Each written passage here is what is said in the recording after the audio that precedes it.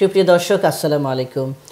LB24 TV নিয়মিত আয়োজন প্রেক্ষিত বাংলাদেশ অনুষ্ঠানে আপনাদের সবাইকে স্বাগত জানাচ্ছি। এই মুহূর্তে পৃথিবীর যে প্রান্ত থেকে আমাদের অনুষ্ঠানটি উপভোগ করছেন, আশা করি সকলেই ভালো আছেন। প্রতি সপ্তাহের মতো আজও আমরা কথা বলবো বাংলাদেশকে নিয়ে, বাংলাদেশের সর্বশেষ রাজনৈতিক পরিস্থিতি নিয়ে কথা বলবো, বাংলাদেশের সমসাময়িক এবং সমকালীন প্রেক্ষাপটগুলো নিয়ে। আমাদের সাথে আজ সম্মানিত দুজন অতিথি যোগ দিয়েছেন, কথা বলবেন বাংলাদেশের সাম্প্রতিক পরিস্থিতি নিয়ে। আমি পরিচয় করিয়ে দিচ্ছি, আমার ডানে আছেন মানবাধিকার সংগঠন আইন ও সালিশ কেন্দ্র আশোক এর সাবেক সিনিয়র ইনভেস্টিগেটিভ কর্মকর্তা জনাব অ্যাডভোকেট শাহ আলম ফারুক। জনাব অ্যাডভোকেট শাহ আলম ফারুক, আপনাকে স্বাগত জানাচ্ছি আমাদের সাথে যোগদান করার জন্য। ধন্যবাদ। তারপরে আছেন আপনাদের সকলের পরিচিত টকশোতে, যাকে প্রতি মুহূর্তে আপনারা দেখে থাকেন সব সময়, যিনি আমাদের সাথে যোগ দেন, আওয়ামী আইনজীবী পরিষদ ইউকের সাবেক অর্গানাইজিং সেক্রেটারি এবং বিশিষ্ট আইনজীবী ব্যারিস্টার মনিরুল ইসলাম মঞ্জু। জনাব মনিরুল ইসলাম মঞ্জু, আপনাকে স্বাগত জানাচ্ছি আমাদের সাথে যোগদান করার জন্য। ধন্যবাদ আপনাকে, সেই সাথে শুভ সন্ধ্যা যারা এই অনুষ্ঠান দেখছেন। ধন্যবাদ সম্মানিত অতিথিবৃন্দ। আপনারা যারা এই মুহূর্তে আমাদের সাথে যোগদান করেছেন, দর্শক, আপনাদের মূল্যবান এবং গঠনমূলক যে কোনো মতামত কিংবা প্রশ্ন আমাদের সম্মানিত অতিথিদ্বয়ের কাছে রাখতে পারেন। আপনাদের গঠনমূলক প্রশ্নের জবাব এবং যে কোনো মন্তব্যের সাথে তাদের মতামত ব্যক্ত করবেন। আমাদের সাথে থাকুন এবং অনুষ্ঠানটি উপভোগ করতে থাকুন। আমি কথা না বাড়িয়ে চলে যাচ্ছি আমাদের সম্মানিত অতিথির কাছে। আমি শুরুতেই ব্যারিস্টার মনিরুল ইসলাম মঞ্জুর কাছে জানতে চাইব, সাম্প্রতিক বাংলাদেশের একটি বিষয় সবচেয়ে আলোচিত যেটি, এবং আমরা একটি আন্দোলন দেখতে পেলাম যেটি শাহবাগে বহুল আলোচিত, শাহবাগে কোটা সংস্কার আন্দোলন যেটি হয়েছিল, এবং যে আন্দোলনটি অনেকটা সংঘাত সহিংসতাপূর্ণ এক পর্যায়ে চলে গিয়েছিল। পরবর্তী পর্যায়ে প্রধানমন্ত্রীর হস্তক্ষেপ এবং জাতীয় সংসদে তার বক্তব্য কোটাই বাতিল একটি ঘোষণা, এরকম, যদিও সেটি এখনও আইনি প্রক্রিয়ার মাধ্যমে ঘোষণা হয় নাই বা গেজেট প্রকাশ হয় নাই, কিন্তু প্রধানমন্ত্রী বলে দিয়েছেন আর কোটায় থাকবে না। এই কোটা নিয়ে কথা হয়েছে যে কোটার কারণে বাংলাদেশে যে মেধাবী যারা আছে, যারা প্রকৃত অর্থে মেধাবী, তাদের যে আস্থা এবং আস্থা অর্জন করতে পারেনি এই বিষয়টি, এবং তারা সেটিকে সহজভাবে নেন না। এবং এই আন্দোলনের মাধ্যমে একটি বিষয় বোঝা গেছে যে দীর্ঘদিন থেকে তাদের ভিতরে যে পুঞ্জীভূত একটি কূপ ছিল, সেটির বহিঃপ্রকাশ। এই কোটা সম্পর্কে আপনার মতামত? ধন্যবাদ আপনাকে, ধন্যবাদ জানাচ্ছি যারা দেখছেন। আসলে কোটা বিরোধী আন্দোলন এটা অ্যাকসেপ্ট করে নেওয়া বা বর্জন করা, এটা একটা বিষয়। আর কোটা যে পদ্ধতিটা ছিল সেটা কিন্তু আর একটা ভিন্ন ইস্যু। ওই ভিন্ন ইস্যুটা নিয়েই আমি কথা বলতে চাই। কোটা পদ্ধতিতে মেধাবীরা বঞ্চিত হচ্ছে, এইরকম যে একটা কথা শোনা যেত, এই কথাটা হচ্ছে অন্ধের হাতি দর্শনের মতো। অন্ধ লোককে যখন হাতি দেখতে দেওয়া হয়, তখন সে হাতির শরীরের যে অংশটা টাচ করে, সে হাতিটাকে সেরকম বলেই মনে করে। কেউ যদি হাতির কান ধরে, তার কাছে মনে হয় কুলার মতো, আর কেউ যদি পেট ধরে মনে হয় পাহাড়ের মতো, আর লেজ ধরলে মনে হয় দড়ির মতো। আসলে হাতি এরকম কোনোটাই না। হাতি একটা সার্বঙ্গীনভাবে হাতিকে দেখতে হবে। বাংলাদেশে 2001 সালের একটা বিসিএস পরীক্ষার কথাই বলি। 22তম বিসিএস পরীক্ষায় 1,57,000 পরীক্ষার্থী পরীক্ষা দিয়েছেন। 1,57,000 পরীক্ষার্থীর মধ্যে প্রিলিমিনারিতে অংশগ্রহণ করা ওই মানুষদের মাত্র 12,000 নির্বাচিত হয়েছেন প্রাথমিকভাবে। তাহলে 1,57,000 থেকে যদি 12,000 যদি নির্বাচিত হয়, তাহলে বাকি তো 10%ও না, 5%। এই 5% কিন্তু কোনো মেধার ভিত্তিতে নেওয়া হয়েছে, এটা কিন্তু কোনো কোটা না। প্রিলিমিনারিতে কোটা ভিত্তিক কাউকে পাশ করানো হয় না। এখন এই মেধাদের কাছ থেকে এখন মনে করেন যে কোটা ভিত্তিক এটাকে বন্টন করা হয়। কিভাবে হয় দেখেন, কোটা প্রথা যে পর্যায়ে আছে সেটার কিছু সংস্কার হয়তো দরকার, কিন্তু কোটা প্রথা বাংলাদেশের জন্য প্রয়োজন ছিল বলেই বিগত 5-7টি সরকার এটাকে মেনটেন করে এসছে। মুক্তিযোদ্ধাদের যে কোটা, এই কোটা হয়তো অনেকের দাবি করেন যে এটা হয়তো প্রপোর্শনেটলি অনেক বেশি হয়ে গেছে, সেটা আরও কমানো যেতে পারে। সেটা একটা ইস্যু হতে পারত, আলোচনার ইস্যু, যে মুক্তিযোদ্ধা কোটা 30% না থেকে এটাকে আরও কমানো যায় কিনা, এটাকে কমানো নিয়ে আসা। কিন্তু এর বাইরে, কোটা পদ্ধতির বাইরে যদি আপনি হিসাব করেন, বাংলাদেশকে কি আপনি দুর্নীতিমুক্ত একটা দেশ মনে করেন? কেউ মনে করে যে আমাদের দেশে কোনো দুর্নীতি নেই? এটা তো আমরা মনে করি না। আমরা দুর্নীতির সাথে যুদ্ধ করছি, আস্তে আস্তে এটা কমিয়ে আনার চেষ্টা করতেছি। এখন কোটা প্রথা থাকার কারণে যেটা হয়েছে, যেমন মনে করেন ঢাকা চিটাগং এই যে বেল্টটা, এখানে যে বড় বড় ইউনিভার্সিটি কলেজ সরকারি বেসরকারি এরা যে পরিমাণ পয়সা খরচ করে, যে পরিমাণ কষ্ট করে বা ফ্যামিলির সাপোর্টে এরা যেভাবে তার মেধার বিকাশ করতে পারে, রাজশাহী, দিনাজপুর, রংপুর, নীলফামারী, ঝালকাঠি ওখানকার ছেলেবেলারা সেই সুযোগ পায় না মেধা থাকলো। যার জন্য বাংলাদেশে কোটা ছিল কি, রাজশাহীর জন্য কোটা, খুলনার জন্য কোটা, বরিশালের জন্য কোটা, সিলেটের জন্য কোটা, সব ডিস্ট্রিক্টের জন্য আলাদা আলাদা একটা কোটা পরিমাণ অনুসারে, অর্থাৎ সরকারি কর্মচারী হিসেবে যতজন আছে তাদের পরিমাণ অনুসারে কোটা নির্ধারণ করা হতো। এখন যেটা হয়েছে, আপনি শুধুমাত্র নোয়াখালী, শুধুমাত্র কুমিল্লা, শুধুমাত্র ঢাকা বা চিটাগংয়ের কেউ যদি ঘুষ দিয়ে যদি সবগুলা কোটা যদি আপনি যদি এক থানা থেকে পূরণ করে নেন, আর কোনো কোটা নেই, আপনার কিছু বলার আছে? নেই। বাংলাদেশের মতো জায়গায় কোটা ব্যবস্থাটা ছিল এক ধরনের চেক অ্যান্ড ব্যালেন্স, অর্থাৎ একজন কর্মচারী বা একজন কর্মকর্তা বা একজন সরকারি রাজনৈতিক কর্মী অথবা অরাজনৈতিক যেই হোক, যদি কোনো রকমের দুর্নীতিও করতে চান তাহলেও তাকে কিন্তু কোটা সিস্টেমটাকে মানতে হয়। রাজশাহী থেকে একজন থেকে টাকা খাবেন, যশোর থেকে একজন খাবেন, কুমিল্লা থেকে একজন, খুলনা থেকে, বরিশাল থেকে, এইভাবে আপনাকে মানে প্রত্যেক জায়গার রিপ্রেজেন্টেশন আপনাকে রাখতে হতো। কিন্তু আজকের বাস্তবতায় আপনি কি মনে করেন বাংলাদেশ ট্রান্সপারেন্সি ইন্টারন্যাশনালের এখন 100 নম্বরে চলে গেছে? এখনও কিন্তু বাংলাদেশ 1 থেকে 20-এর ভেতরে একটা দেশ।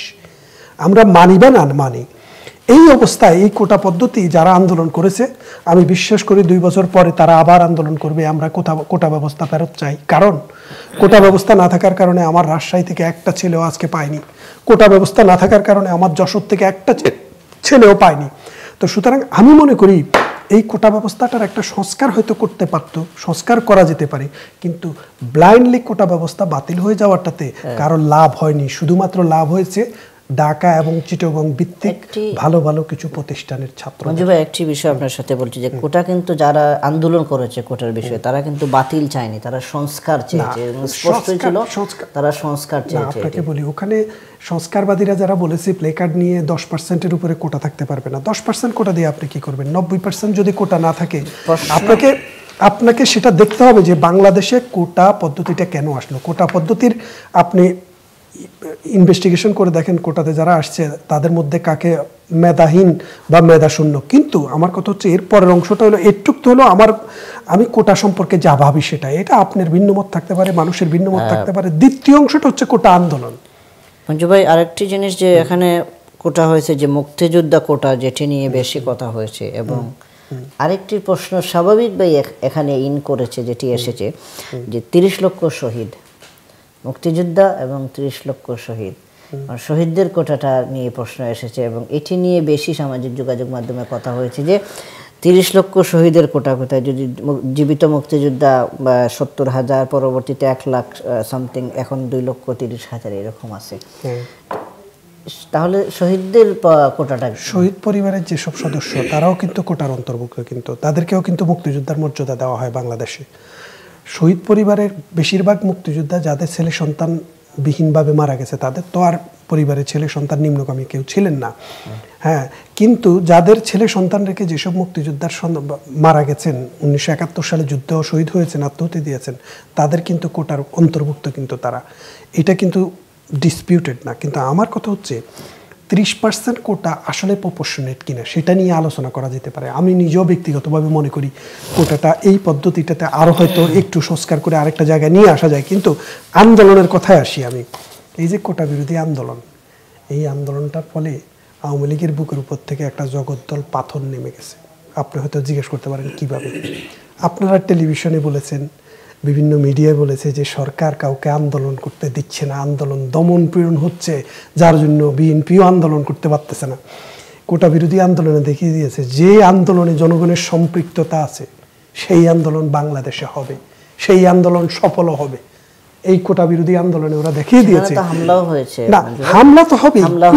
এমন কোন আন্দোলনের কথা আপনি বলেন, পুলিশ মারধর করেছে, আমি এটা অস্বীকার করব না, কিন্তু আমি বলবো পৃথিবীর এমন কোন একটা আন্দোলনের কথা বলেন যে আন্দোলন জনগণ নির্যাতিত হয় নাই। আন্দোলন কেন, আন্দোলন কিভাবে হয়?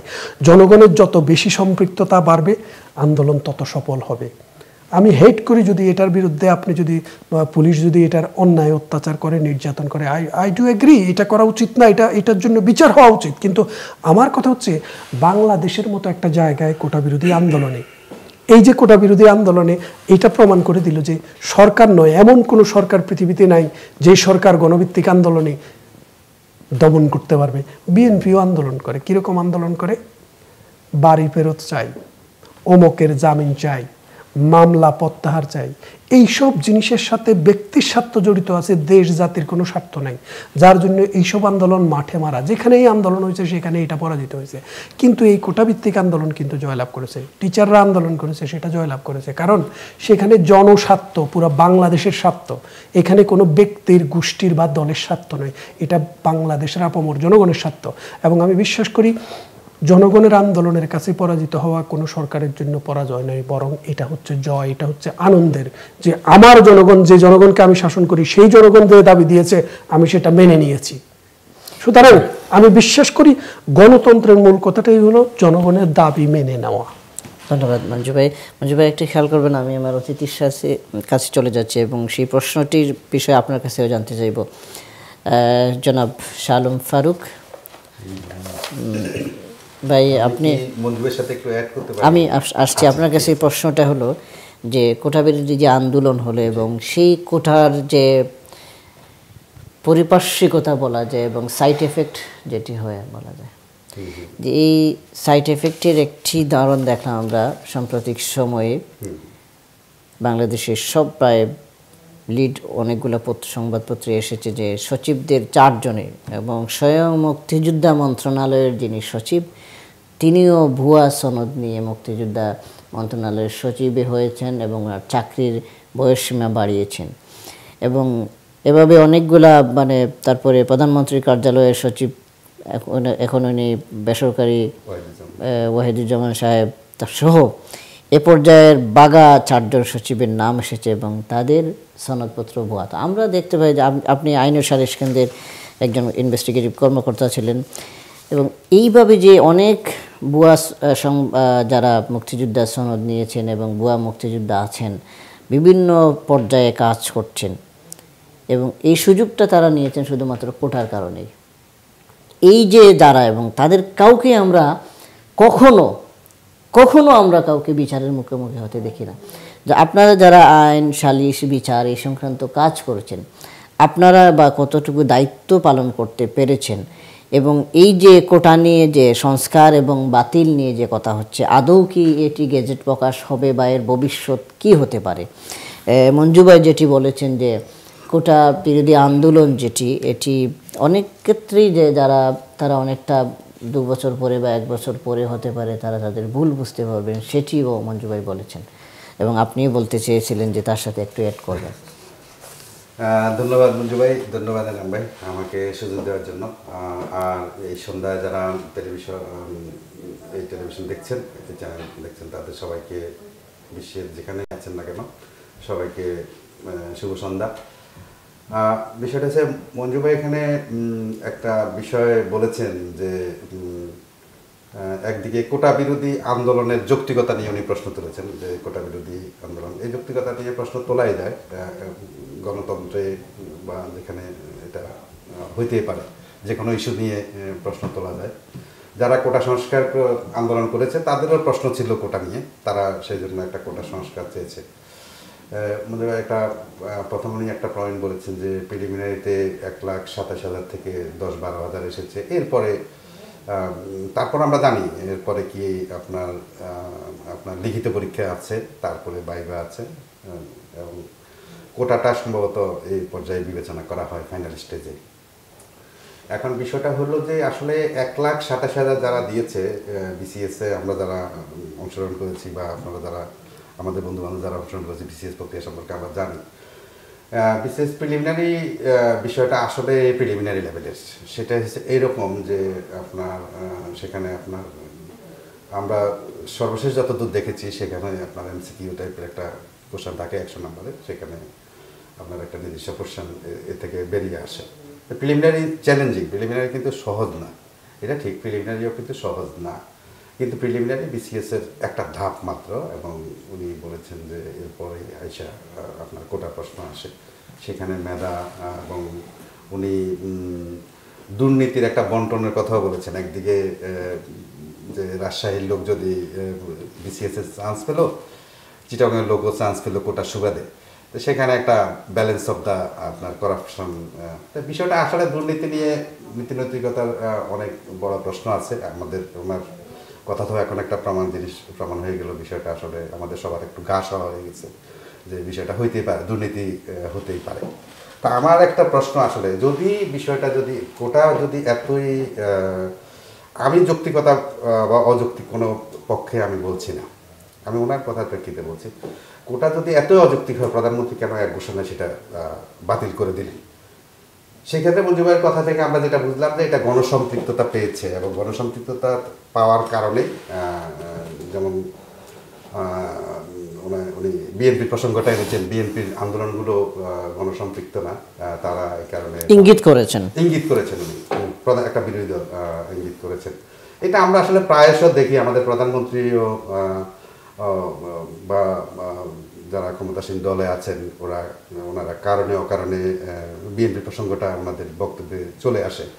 এটা একটা আসলে এটা একটা অবচেতনের কাজ করে, ওনাদের ছায়া কাজ করে। বিএনপি যেখানে নাই সেখানেও বিএনপি ছায়া কাজ করে, বিএনপি যেখানে আছে সেখানে বিএনপি ছায়া কাজ করে। এখন বিএনপি কি ব্যক্তিকেন্দ্রিক আন্দোলন করেছে সেটা নিয়ে আমি কোনো কথা বলবো না, কিন্তু একটা কথা বলা যায় যে কোটা বিরোধী আন্দোলন যখন হলো, আজকে ওনাদের যারা সরকারে আছে তাদের ছাত্র সংগঠন তারা বলেছে যে আমরা আগে ছাত্র পরে লীগ, কিন্তু এই আগে ছাত্র যারা, তারাই আমরা দেখেছি আপনার সোশ্যাল মিডিয়ার কল্যাণে আমরাই দেখেছি যে তারা কিভাবে আপনার রামদা নিয়ে আপনার ঢাকা কলেজ থেকে আপনার টিএসসি দিকে মুভ করছে কোটা সংস্কার আন্দোলন ইয়ার জন্য। উনি আসলে বিষয়টা হয়েছে যে আপনার একটা গণতান্ত্রিক আপনি যদি নিজেকে দাবি করেন, আপনি যখন মনে করেন আজকে চায়নার যে সমাজটা একটা নিয়ন্ত্রিত সমাজ, সেখানে কেউ আশা করে না যে সেখানে আপনার এই ধরনের আন্দোলন হবে, কিন্তু বাংলাদেশ যেহেতু একটা সাংবিধানিকভাবে একটা গণতান্ত্রিক দেশ, সেহেতু আপনার একটা আন্দোলন, আপনার প্রতিবাদ করা, আপনার কথা বলা, এটার একটা অধিকার কিন্তু সাংবিধানিকভাবে আছে, এবং তথাকথিত মানে একটা গণতান্ত্রিক দেশ হিসাবে এটা একটা গণতন্ত্র, একটা তার সাংবিধানিক অধিকার, আইনি অধিকার। এবং সেই কথা বলার সময় যখন কোটা সংস্কার বিরোধী যখন আন্দোলনটা শুরু হলো, তখন কিন্তু যেভাবে অন্য 8-10টা আন্দোলনের মতোই কিন্তু প্রথমে একটা লেভেলিং করা হলো, দেয়ার স্পেসিফিক, তারা মুক্তিযোদ্ধা বা তারা রাজাকারের সন্তান যারা করতেছে। আচ্ছা যাক, সেখান থেকে আমি মনে করি যে পরে যে বোধোদয়টা হয়েছে যে না এটা কিন্তু প্রধানমন্ত্রীর ঘোষণাটা এখন পর্যন্ত কোনো আপনার যেটা পত্রিকায় যে এখনো গ্যাজেট হয় নাই, এটা আমাদের সরকারি দলের সাধারণ সম্পাদক বলেছেন যে এটা নিয়ে পরীক্ষা নিরীক্ষা হবে, কমিটি হবে। তো বিষয়টা একটা এটাই মেসেজটা আমাদের মতো মানুষদের কাছে আসলো যে একটা বিশেষ পরিস্থিতিতে আসলে ওনারা একটা আন্দোলন দমনও করতে চান, আবার যখন দেখলেন যে প্রতিটা জেলায় ছেলেমেয়েরা রাস্তায় নেমে গেছে, একটা বিশাল একটা মনে করেন একটা ছাত্র এবং গণজাগরণের পথে যাচ্ছে, তখনই সেটাতে উনি প্রধানমন্ত্রী এক ঘোষণা দিয়ে সেটা স্তব্ধ করে দিলেন। এখন বিষয়টি হচ্ছে আমরা এইভাবে হ্যান্ডেল করবো কেন? তারা যখন আন্দোলনটা শুরু করলো তখন তো আমরা তাদের কথা আমাদের শোনা উচিত ছিল, এবং সেই হিসাবে হ্যাঁ তারা আন্দোলন করছে, তারা এটা বিরোধিতা করছে, তারা শান্তিপূর্ণভাবে আন্দোলন করছে। আমি একটু ইন্টারফেয়ার করছি আপনাকে। প্রথম পর্যায়ে কিন্তু আওয়ামী লীগের সাধারণ সম্পাদক এবং সড়ক যোগাযোগ মন্ত্রী ওবায়দুল কাদের সাহেব তাদেরকে সচিবালয়ে ডেকে নিয়ে বৈঠক করেছে, এবং সেখান থেকে একটি সময় দিয়েছিলেন, সেখান থেকে একটি ঘোষণা এসেছিল আন্দোলনকারীদের পক্ষ থেকে, কিন্তু দেখা গেল যে আন্দোলনও সেখানে দুই পক্ষ হয়ে গেল। পরবর্তী পর্যায়ে আবার তারা এক পক্ষ হয়ে সেটি করেছেন। আলোচনার কিন্তু পরিবেশ তৈরি হয়েছিল, আলোচনার পরিবেশ। হ্যাঁ, আমাদের ওবায়দুল কাদের সাহেব যে ইয়েটা করেছেন যে একটা প্রতিনিধি দল 20 সদস্যের প্রতিনিধি দলের সাথে বসেছেন, এটা বাংলাদেশের প্রেক্ষিতে ছাত্রছাত্রীরা পরবর্তীকালে কেন এটা মানলো না, বা তাদের বিরুদ্ধে তাদের মধ্যে এ নিয়ে কেন একটা ইয়ে আসলো, সেটা আপনারা জানেন যে কোনো আন্দোলনের বিভক্তির জন্য কিন্তু আন্দোলনের নেতৃত্বকে বিভক্তি এবং একটা আপনার আন্দোলন যখন একটা বিশেষ স্তরে থাকে তখন একটা বিশেষ কিছু মানুষজনকে নিয়ে একটা আন্দোলনকে স্থগিত করে একটা বিভিন্ন প্রক্রিয়া বাংলাদেশে আসলে এমন কিছু প্রক্রিয়া অবলম্বন করা হয় সেখানে একটু সব কিছুর মধ্যে আমাদের একটা সন্দেহ অবিশ্বাস থাকে, কারণ সন্দেহ বিশ্বাসের বিষয়গুলো আমাদের একটা প্র্যাকটিসের মধ্যে চলে গেছে। তাই এখন যে বিষয়টা দেখেন আপনি এই যে সচিবদের ঘটনা, আপনি যেখানে যে ঘটনা হোক না কেন আমরা কথায় কথায় দেখি যে হ্যাঁ অমুক পুলিশ কর্মকর্তা এক ডিআইজির বিরুদ্ধে অভিযোগ করতো, উনি একজন আপনার সাংবাদিক, একজন টেলিভিশনের সংবাদ পাঠিকাকে উনি নির্যাতন করেছেন, জোর করে বিয়ে করেছেন, এখন উনি আবার হুমকি দামকি দিচ্ছেন। প্রথম ধাক্কা আমরা দেখি যে সবাই ক্লোজ, মানে ক্লোজ হচ্ছে বাংলাদেশে একটা বড় ধরনের একটা সুন্দর একটা প্রত্যাহার করে ফেলছে।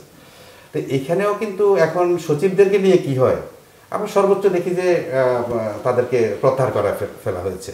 আপনি ভালো একটা প্রশ্ন করেছেন, যে উত্থাপন করেছেন যে আমরা কিন্তু পরবর্তীকালে এদের বিরুদ্ধে ব্যবস্থা নিতে আমরা দেখি না। অনেকেই অনেক এখন আমাদের এক বন্ধু ছিল, এক চিফ জাস্টিস মোহাম্মদ বদরুদ্দোজা চৌধুরীর ভাতিজা, সে বিশেষ একটা ফ্যামিলিগত কারণে সে জেলখানায় গিয়েছিল, তার জেলখানা যাওয়ার অভিজ্ঞতা হয়েছিল এবং আমার সেই বন্ধুটি এখন অলরেডি আপনার সে এক্সপায়ার করেছে, উনি মারা গেছেন গত বছর। তো তার একটা অবজারভেশন পাওয়া ছিল, সে আমাকে একদিন বললো যে দেখো বন্ধু, তোমরা তো মানবাধিকার নিয়ে কাজ করো, জেলখানা কিন্তু শুধু চোর, মানে সিসকে চোর আর ছোটোখাটো ডাকাতে ভর্তি। জেলখানায় কিন্তু কোনো আপনার তুমি কোনো ভালো মানুষকে পাবা না, গেলেও ওরা 2-4 দিনের জন্য যায়। ভালো মানুষ বলতে ভালো মানুষ মানে সো কল আমাদের মতো জেন্টেলম্যান যারা আপনার সমাজে প্রতিষ্ঠিত, এই যে বললেন যে সচিব বা যারা 2 নম্বরে করেন প্রতিষ্ঠিত থেকে কিংবা অবস্থানে থেকে যারা দুর্নীতি করেন, এই টাইপের লোক জেলে যায়। তো বিষয়টা হচ্ছে যে আসলে আমরা সাধারণ মানুষদের জন্য আমরা যথেষ্ট আইন করেছি, যথেষ্ট আইন প্রয়োগ করছি, সব কিছুই করছি, কিন্তু আমরা অসাধারণ মানুষদের জন্য যারা সাধারণ থেকে আমরা ভাগ্যবান, যারা একটু সুবিধা ভুগি, তারা কিন্তু তাদের জন্য কিন্তু আমাদের সব কিছু আপনার অনেক লিবারেল আর কি। আর সাধারণ মানুষের জন্য আমাদের সব কিছুই কঠিন। আপনি দেখেন ঢাকাতে এই আন্দোলনের সময়, আন্দোলনের কথা যখন উঠেছে, আন্দোলন আজকে আপনি দেখেন জাতীয় পার্টির মতো একটা দল কিন্তু আপনার সোহরাওয়ার্দী উদ্যানে পায়, আপনার অনুমতি পায়, কিন্তু বিএনপি পায় না। এখন আমি একজন মানবাধিকার কর্মী হিসাবে আমার কাছে সঙ্গত কারণে প্রশ্ন উঠবে, তাহলে কি বিএনপি কোনো বৈধ রাজনৈতিক দল নয়? বিএনপি যদি বৈধ রাজনৈতিক দল না হয় তাহলে আপনি বিএনপি রাজনীতি বন্ধ করে দিতে পারেন, কিন্তু বিএনপির রাজনৈতিক অধিকার তো আপনি খর্ব করতে পারেন, একটা দলের রাজনৈতিক অধিকার খর্ব করতে পারেন। আজকে যদি বিএনপি ক্ষমতায় থাকতো, সেক্ষেত্রে যদি আজকে আওয়ামী লীগকে যদি আপনার যদি এভাবে যদি না দেওয়া হতো, তাহলে কিন্তু স্বাভাবিক কারণে প্রশ্নটা উঠতো। এখন দেখা যাচ্ছে আপনি এরশাদ সাহেবকে সেই দেওয়া হচ্ছে, এখন আমাদের ওবায়দুল কাদের সাহেব বলছেন যে এটা আসলে পুলিশের ব্যাপার। এখন আমরা এটা কি বিশ্বাস আমরা করতে পারি যে বাংলাদেশের পুলিশ এমন পর্যায়ে গিয়েছে যে তারা স্বাধীনভাবে সিদ্ধান্ত নিতে পারে? এবং আপনার এই পুলিশ কমিশনার যখন পুলিশদের মধ্যে একটা সবার মধ্যে এভাবে বলছে যে সরকারকে আমরাই ধরে রেখেছি, আমরা সরকার এনেছি, আমরা সরকার ধরে রেখেছি, আমরা যা বলবো সেটাই সরকার শুনবে, আপনাদের জন্য অনেক কিছু করবে। তো এগুলো আসলে মেসেজগুলো আমাদের কাছে খুব বেশি ভালো আসতেছে না। তো এটা একটা গণতান্ত্রিক দেশ হিসেবে আমাদের অনেক আমরা আসলে এই পর্যায়ে থাকবো এখনো। এটা এমনকি আপনি দেখেন যখন স্বৈরাচার বিরোধী আন্দোলন হয়েছে তখনও কিন্তু সাধারণ মানুষ আপনি দেখেন সামরিক শাসন, সেখানে একটা বাহিনী যেখানে দেশ শাসনের সাথে জড়িত, স্বাভাবিকভাবে সাধারণ জনগণের মধ্যে একটা আতঙ্ক হোক, সমীহ হোক, যে কোনো কারণ হোক, একটা থাকে। সেখানেও মানুষ কিন্তু কিছু আপনার আস্থার জায়গা খুঁজে পেয়েছে। এখন আমরা এমন একটা লেজে গোবর অবস্থা করে ফেলেছি, আপনি বাংলাদেশে কাউকে যদি আপনি ফোন করে যদি জিজ্ঞেস করেন যে কেমন আছো, সে কিছুক্ষণ পরে আপনি যখন কিছু বিষয়ে কথা বলা শুরু করবেন তখন বলবে যে ভাই আমাকে আপাতত আপনি আমি আপনার সাথে পরে কথা বলবো, এবং এমনও হয় যে পরবর্তীকালে আর সে কথাও বলতে চায় না। তো এই বিষয়গুলো আমরা তো এমন গণতন্ত্র চাইনি, আমরা তো এমন কোটা বলেন, মুক্তিযুদ্ধ সচিব বলেন বা সব কিছু আমরা একটা গণতান্ত্রিক ভিত্তিটা তো আমরা এইভাবে চাই নাই। আমরা কোথায় ছিলাম, এখন আবার কোথায় আছি, মনে হয় যে সেই তৈলাক্ত বানরের সেই অবস্থা আর কি। আমরা 10 হাতে বলে উঠেছিলাম একসময়, এখন 20 হাত নিচে নেমে গেছি। সেটা যার কারণে হোক, যে সরকার আমল হোক, এটা খুবই দুঃখজনক। ধন্যবাদ। সুপ্রিয় দর্শক, আমরা কথা বলছিলাম বাংলাদেশের সর্বশেষ এবং সমকালীন একটি রাজনৈতিক প্রেক্ষাপট নিয়ে। আমাদের সাথে সম্মানিত দুজন অতিথি আছেন। আমাদের একটি বিরতিতে যেতে হবে, বিরতির পর আবারও ফিরে আসবো প্রাকৃত বাংলাদেশ অনুষ্ঠানে। ততক্ষণ পর্যন্ত আমাদের সাথেই থাকুন। Regent's Lake, a beautiful venue in the heart of Tower Hamlets. In an inspiring location by Victoria Park and the Regent's Canal. Accommodating for up to 600 guests. Perfect for small, large and segregated weddings. Specialising in all types of events, giving you exclusive in-house catering facilities. Regent's Lake, your perfect choice. Sale, sale, sale. Massive clearance sale is going on from 1st November 2017. Salma Designer Abaya House is giving you up to 70% off on all designer abaya, 60% off on designer kaftan, 50% off on waistcoat, 50% off on Islamic books, 500 gram ajwa dates only for £10 and many more items. Visit our store to get this clearance sale. Salma Designer Abaya House, 118 Whitechapel Road, London E11JE. Telephone 02070182375. Impression Events Venue's 10th year anniversary discounts of £1,000 for all 2018 functions. For bookings, call 0207 473 4455. Mint Caterers.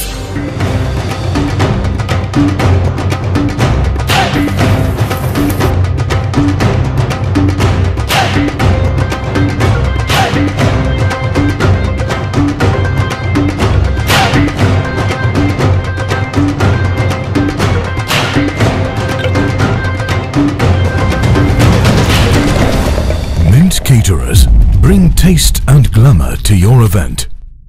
PCO Claims mini cab ড্রাইভারের বিপদর বন্ধু গাড়ি accident করিয়া jobless হওয়ার দিন শেষ just one phone কলে PCO Claims আপনারে দিতে পারে 24 hours recovery immediate replacement car storage and repair service 02077917799. Impression Events Venue's 10th year anniversary discounts of £1,000 for all 2018 functions. For bookings, call 0207 473 4455.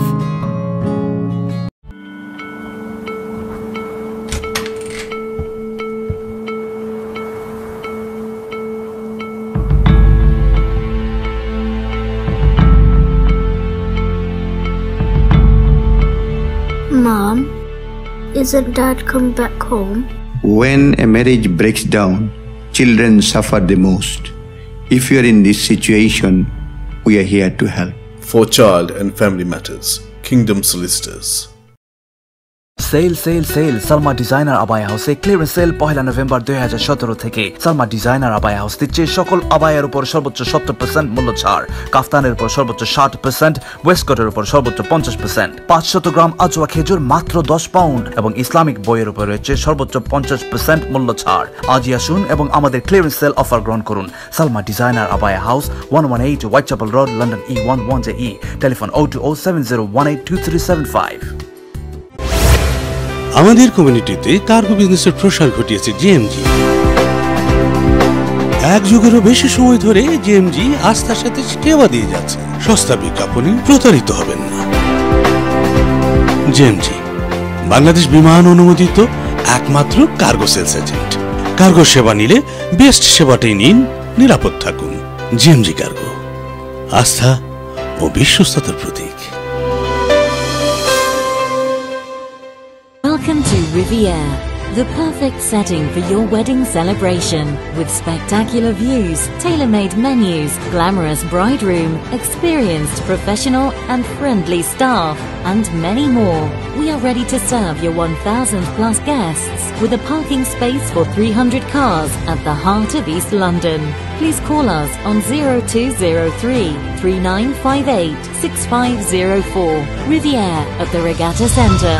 Events in style and elegance. Hello there. Legal Taxi's mobile app is an amazing cloud-based taxi booking solution. The taxi drivers and passengers can access this application anytime and anywhere. Are you trying to call up a taxi? Well, don't waste your precious time anymore. And now, you can book your taxi at ease. Do you want to know how? It's so simple. Download the Legal Taxis app from the App Store. Enter the location manually or drag the balloon where you want the pickup and drop to happen. Legal Taxis application shows the taxis nearby. On a single click, your request is sent to the nearest driver. The taxi driver will receive your request and accept it instantly. In return, you will receive the notification and you could check the current location of the taxi with the estimated time to reach your pickup location. At the end of your journey, you will receive the receipt of taxi fare in your mobile app. Legal Taxis app not only allows you to book regular taxis but also black cabs, mini cabs and Hackney carriages. Book your taxi today for a great voyage at Legal Taxis. সুপ্রিয় দর্শক, বিরতির পর আবারও ফিরে এলাম প্রেক্ষিত বাংলাদেশ অনুষ্ঠানে। কথা বলছিলাম বাংলাদেশের সর্বশেষ রাজনৈতিক পরিস্থিতি নিয়ে। আমাদের সাথে সম্মানিত দুজন অতিথি আছেন। আওয়ামী আইনজীবী পরিষদ ইউকের সাবেক অর্গানাইজিং সেক্রেটারি ব্যারিস্টার মনিরুল ইসলাম মঞ্জু এবং মানবাধিকার সংগঠন আইন ও সালিশ কেন্দ্র আশুকের সাবেক সিনিয়র ইনভেস্টিগেটিভ কর্মকর্তা অ্যাডভোকেট শাহ আলম ফারুক। আমরা বিরতির পূর্বে যে বিষয়গুলি নিয়ে কথা বলছিলাম আপনারা অবশ্যই অবগত আছেন এবং এই মুহূর্তে যারা আছেন আমাদের সাথে আপনাদের যে কোনো মতামত শেয়ার করুন। জনাব ব্যারিস্টার মনিরুল ইসলাম মঞ্জু, আপনার কাছে ফিরে আসছে আবারও। সাম্প্রতিক একটি বক্তব্য মাননীয় প্রধানমন্ত্রীর উপদেষ্টা বিশেষ দূত এবং জাতীয় পার্টির চেয়ারম্যান হুসাইন মোহাম্মদ এরশাদ তার একটি বক্তব্যে বলেছেন, যেটি রাজশাহীতে উনি বলেছেন যে কে গুম হচ্ছে আর কে খুন হচ্ছে প্রধানমন্ত্রী সবই জানেন। এটি একটি বিষয় এবং আমরা দেখতে পাচ্ছি যে বিএনপির চেয়ারপারসন বেগম খালেদা জিয়া এই মুহূর্তে একটি মামলায়, আলোচিত মামলায় জেলে আছেন। 2 কোটি টাকা একটি মামলা এবং অনেক ক্ষেত্রে বলা হচ্ছে যে তিনি সেটি আত্মসাৎ করেছেন।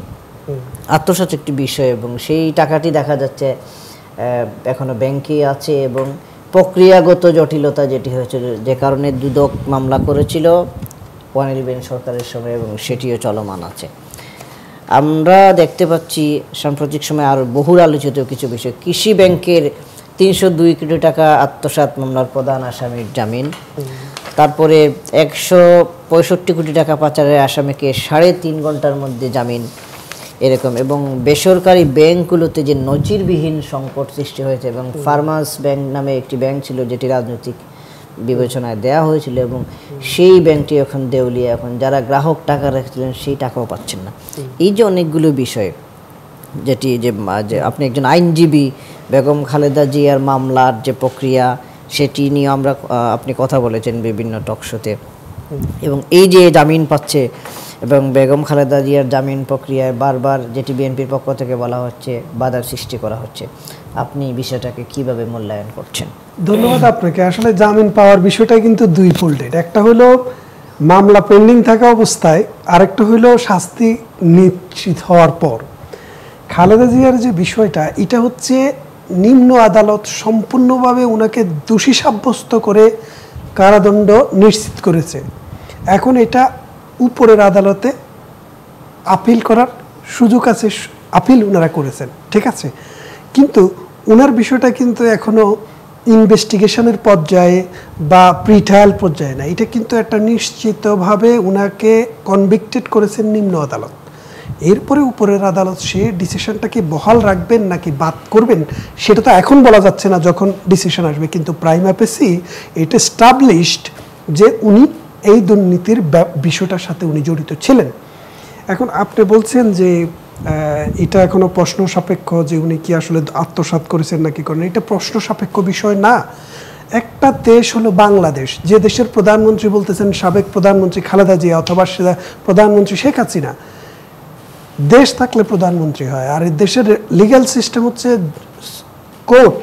একটা কোর্ট যখন বিচার কনফার্ম করে তখন এটা কিন্তু আর প্রশ্নবোধক কোনো বিষয়ের মধ্যে আমরা আনতে পারি না যতক্ষণ না সুপ্রিম কোর্ট এটাকে আবার ওভারটার্ন করে। এখন এটাই জাজমেন্ট, এটাই সত্যি, কিন্তু এটা তখনই বদলেবে যখন উপরের আদালত সেটাকে রিভাইজ করে। ভাই এখানে একটা বিষয়, এই 2 কোটি টাকা যে টাকাটা উনি কি উনার পকেটে বা উনার কোনো ব্যাংকে উনি নিয়ে সেটি উনি খরচ করেছেন বা উনি উনার ব্যক্তিগত কাজে, যেটি আত্মসাৎ আমরা যেটি বলি। এই মামলাটাতে আপনাকে বুঝতে হবে যে আজকে যেই কোনো কথাই বলেন সেটা প্রধানমন্ত্রী শেখ হাসিনাকে উদ্দেশ্য করে বলি। কেন বলি? কারণ উনি দেশের দায়িত্বে। যে ট্রাস্টটা করা হয়েছিল ওই ট্রাস্টের ট্রাস্টি হচ্ছেন বেগম খালেদা জিয়া, প্রধান ট্রাস্টি, ওনার সাথে আরও অন্যরা ছিলেন। এই টাকাটা 17টা ব্যাংকের বিভিন্ন অ্যাকাউন্টে ঘুরে শেষ পর্যন্ত একজনের নামে এফডিআর হয়েছে। রাষ্ট্রের টাকা ব্যক্তির নামে এফডিআর হয়েছে। আপনি হচ্ছেন ওই ট্রাস্টের প্রধান। আপনাকে বুঝতে হবে যে এই টাকাটা এই জায়গায় ছিল, এই 17টা জায়গা ঘুরে আপনার নামে এফডিআর হয়ে গেল ব্যক্তির নামে। এটা কি রাষ্ট্রের টাকা না ব্যক্তির ব্যক্তিগত পকেটের টাকা? আপনি এটা নিয়ে জুয়া খেলতে পারেন না। আপনি এটা এখান থেকে ওখানে, ওখান থেকে, আপনাকে বুঝতে হবে বিএনপি 10টা বছর ক্ষমতায় ছিল। এতিমখানাটা কোথায় আপনি সাংবাদিকেরা গিয়েছিল কেউ দেখাতে পারেনি। তাহলে আপনাকে বুঝতে হবে what is the intention behind this game. 1991 সালে যখন টাকাটা আসে তখন বেগম খালেদা জিয়া বাংলাদেশের প্রধানমন্ত্রী, ওনার হাজব্যান্ডের নামে উনি একটা ট্রাস্ট, উনি একটা এতিমখানা করবেন, সেটা তিনি একবার ক্ষমতা আসলেন, পারলেন না। তারপরে 2001 সাল থেকে আইসা আবার 2005 সাল 6 সাল পর্যন্ত ক্ষমতা এলেন, তখনও পারলেন না। তাহলে আপনাকে এটা কি আসলে কোনো মানুষকে বোঝাতে হবে যে এতিমখানা করার ইন্টেনশনটা আসলে ছিল, নাকি টাকাটাকে চারদিকে ঘুরিয়ে ফিরিয়ে একজনের নামে আপনি একটা ট্রাস্ট, কি বলে যে ওটাকে কি বলে, ফিক্সড ডিপোজিট করলো, কইরা টাকাটা পকেটে করে উঠাই নিয়ে আপনাকে যখন জিনাকে ধরলো, উনি বলে যে এটা বায়না করার জন্য বস্তায় করে টাকা নিয়ে এসছে বাসায়, 1,86,00,000 টাকা। এখন এই যে টাকাটা উঠাইয়া আপনি ঘরে নিয়ে গেলেন বায়না করতে, বাংলাদেশের সরকারি জায়গা কিনা হবে আপনার ঘরে বস্তার টাকা দিয়ে? আপনি আমাকে সেটা বুঝতে বলেন। এগুলো তো সত্যি, ওনারা তো কোর্টে স্বীকার করেছে যে এই টাকাটা তুলে নিছে কেন, যে বায়না করবে একটা জায়গা। বাংলাদেশে সরকারের টাকা, শুধু বাংলাদেশ না, পৃথিবীর এমন কোনো আইএমএ জাহেলিয়াতের যুগ থেকে আজকে পর্যন্ত কোনো যুগ আছে যে সরকারের টাকা বস্তায় করে নিয়ে ওই বাড়ি কেনার জন্য আপনি বায়না করবেন? এটা তো সম্ভব না সভ্য সমাজে। হ্যাঁ, সবচাইতে বড় যে ইস্যুটা, যে সুপ্রিম কোর্টে বিষয়টা পেন্ডিং আছে, উনি যদি জামিন পায় সেটা দেশের ক্ষতি কিনা? আমি মনে করি উনি জামিন পেতেই পারে। এখন কেন জামিন হয় না, কোর্ট কেন জামিন দেয় না, সেটার সাথে তো আমরা জড়িত না। যেমন ওনারা কোর্টে যাচ্ছেন, আপনি আরও একটা জিনিস খেয়াল করেন, ইকুইটিতে জাস্টিস সিস্টেমে একটা কথা আছে, যে if you want clean justice you have to come with clean hand. আপনার হাত পরিষ্কার হতে হবে। বেগম খালেদা জিয়া এই মামলাটাকে 10 বছর ডিলে করেছেন। 137 বার টাইম পিটিশন দেওয়া হয়েছে এই মামলাটা চলাকালীন সময়ে। আপনি শুধু চেষ্টা করেছেন এই মামলা কতটা দীর্ঘায়িত করা যায়। মানুষ মরে যাবে তবু মামলা শেষ হবে না। তাহলে আপনি এখন যখন জেলে গেলেন আদালতের ডিসিশনের পর, এখন এত তাড়াহুড়ো করছেন কেন? সে সময় 10টা বছর পর্যন্ত আপনি ডিলে করলেন। আর এতিমখানা তৈরি হওয়ার আজকে কত বছর, 91 সাল থেকে আজকে 27 বছর পরে এতিমখানার প্রশ্ন আসতেছে। এই 27 বছরে এতদিনে এতিম 2-4টা এতিম বিসিএস পাস করে ফেলত। আপনি 91 সালে এতিমখানা করলে এতিমদেরও যদি কোটা থাকে আর কি, আর যদি 2-4 জন মুক্তিযোদ্ধা সন্তানও থাকতো। তো সেই জন্য বলছি, এবং এরশাদ সাহেব যেটা বলেছেন যে যেখানে খুন হোক গুম হোক প্রধানমন্ত্রী জানে, উনি হয়তো এইভাবে বলেছেন যে প্রধানমন্ত্রী জানে না, এরকমভাবে কোনো কিছু একটা দেশে হতে পারে না, প্রধানমন্ত্রী অ্যালার্ট। কিন্তু ব্যাপারটা হচ্ছে এই যে লন্ডন শহরে গত মাসের যে টেলিভিশনে যে এই মাসের 1 তারিখ 2 তারিখে যে এটা হলো, 37 জন মানুষকে খুন করা হয়েছে লন্ডনে 1 জানুয়ারি থেকে 31 মার্চ পর্যন্ত। আমেরিকার যে নিউ ইয়র্ক, সেটার সংখ্যা আরো 7 জন কম। এবং এই 37 জন হত্যার অর্ধেকের চাইতে বেশি ট্রেসই করতে পারে না কারা হত্যা করছে। Knife crime, grand crime. এই যে লন্ডনের মতো একটা সিভিলাইজ রাষ্ট্র, যে রাষ্ট্রটাতে পুলিশ ব্যবস্থা, বিচার ব্যবস্থা, গণতন্ত্র, অর্থনীতি, শাসন কোনোটা নেই, কিন্তু ইন্টারন্যাশনাল মানদণ্ডের কোনো প্রশ্ন নেই, গণতন্ত্রেরও প্রশ্ন নেই, সরকার নিয়ে কোনো প্রশ্ন নেই। তাইলে আপনি দেখেন 37টা হত্যাকাণ্ড এই লন্ডন মহানগরে মাত্র 3 মাসের ভেতরে। বাংলাদেশে হত্যাকাণ্ড হচ্ছে না সেটা আমরা বলবো না, কিন্তু ব্যাপারটা হচ্ছে বাংলাদেশ 18 কোটি মানুষের দেশ। এদেশে ব্যক্তিতে রোষ থাকে, এদেশে রাজনৈতিক রোষ থাকে, সরকারি রোষ থাকে, কত রকমের প্রবলেম আমাদের দেশে আছে। আমরা তো দাবি করি না বাংলাদেশ একটা উন্নত গণতান্ত্রিক দেশ। বাংলাদেশ হচ্ছে গণতন্ত্রের পথে হাঁটা একটা দেশ। বাংলাদেশেই আমরা দেখেছি একটা সরকার বিরোধী দলের রাজনৈতিক অনুষ্ঠানে 29 জন মানুষকে একসাথে গ্রেনেড হামলা করে শেষ করে দেওয়া হয়, যেখানে সাবেক প্রধানমন্ত্রীও ছিলেন, এবং সেটার বিচার হওয়ার জন্য ন্যূনতম একটা মামলা হয়, যে মামলাটাকে জেলখানার ভিতর থেকে একজন আসামি এনে দাঁড় করে দিয়ে বলা হয় যে আমি এই হত্যাকাণ্ডের সাথে জড়িত ছিলাম, এবং পরে ইনভেস্টিগেশন করে দেখা গেল সেই জজ মিয়াকে 3,500 টাকা করে প্রতি মাসে বাতা দেওয়া হতো শুধু এই মিথ্যা কথাটা বলার জন্য। ইনভেস্টিগেশন করে দেখা গেল যখন এই ঘটনা ঘটে তার 6 মাস আগ থেকে বেচারা জেলখানায়। একটা মানুষকে যদি জেলখানার ভিতর থেকে আইনা যদি হত্যাকাণ্ড সংগঠিত করতে হয়, রাষ্ট্র ব্যবস্থা জড়িত না থাকলে কি এটা সম্ভব? তাহলে আপনি বলেন এটা তো আসলে সাজানো নাটক। এই রকম নাটক আমরা দেখেছি, তার চেয়ে তো এখন আমরা খুব খারাপ আছি সেটা বলা যাবে না। আপনাকে দেখেন যে বাংলাদেশ এমন একটা দেশ, ভাই বলেছিল আইন সালিশ কেন্দ্রের মানুষ, উনার তো আইনের মানুষ। 1975 সালে বঙ্গবন্ধুকে হত্যা করার পরে মোস্তাক একটা অর্ডিন্যান্স জারি করেছিল। কি অর্ডিন্যান্স? যে বঙ্গবন্ধুকে হত্যা যারা করেছে তাদের বিচার এই দেশে হবে না। সেই অর্ডিন্যান্সের ক্ষমতা থাকে মাত্র 60 ডেজ, মানে 60 দিনের ভেতরে যদি কোনো পার্লামেন্ট সে আইন পাশ না করে তাহলে সেটা অটোমেটিক বাতিল হয়ে যায়। তো মোস্তাক তো 60 দিনও ক্ষমতায় ছিলেন না। মোস্তাকের পর জিয়াউর রহমান সাহেব 78 সালে এসে ইনডেমনিটি অধ্যাদেশটা পাশ করিয়ে সেটার ভিতরে ঢুকিয়ে দিয়েছেন যে বঙ্গবন্ধু সহ ওই রাত্রে যে 29 জন লোককে হত্যা করা হয়েছে তাদের বিচার বাংলার মাটিতে হবে না। আমরা তো সেই গণতন্ত্র দেখে এসেছি, এই বঙ্গবন্ধুর মেয়ে প্রধানমন্ত্রী শেখ হাসিনা 17 বার অ্যাপ্লিকেশন করেছেন যে আমি আমার দেশে যেতে চাই, জিয়াউর রহমান সরকার আমাকে একটু অনুমতি দেন, কি আমার পাসপোর্টটা একটু নবায়ন করার সুযোগ দেন। ইংল্যান্ড থেকে অ্যাপ্লিকেশন করা হয়েছে, জার্মানি থেকে করা হয়েছে, আমেরিকা থেকে করা হয়েছে, বেলজিয়াম থেকে, ইন্ডিয়া থেকে করা হয়েছে, কিন্তু উনাকে দেয় নাই। তারপর কখন দিলেন? 1981 সালের 17ই মে উনি বাংলাদেশে গেলেন, তার 14 দিন পরে জিয়াউর রহমান সাহেব মারা গেলেন। তো জিয়াউর রহমান সাহেব তো আর্মিদের ক্রুতে মারা গেছেন।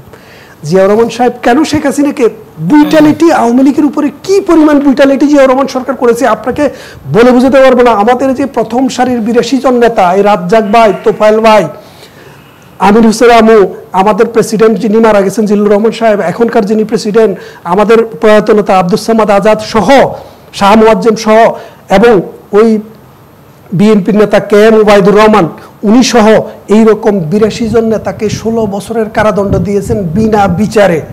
এরপরে জিয়াউর রহমান সাহেব 1980 সালের দিকে এসে দেখলেন যে 29টা ক্রু হয়েছে আপনার মিলিটারিদের ভিতরে, আর্মির ভিতরে কোর্ট মার্শাল করে 1200 সেনা অফিসারকে ফাঁসি দেওয়া হয়েছে।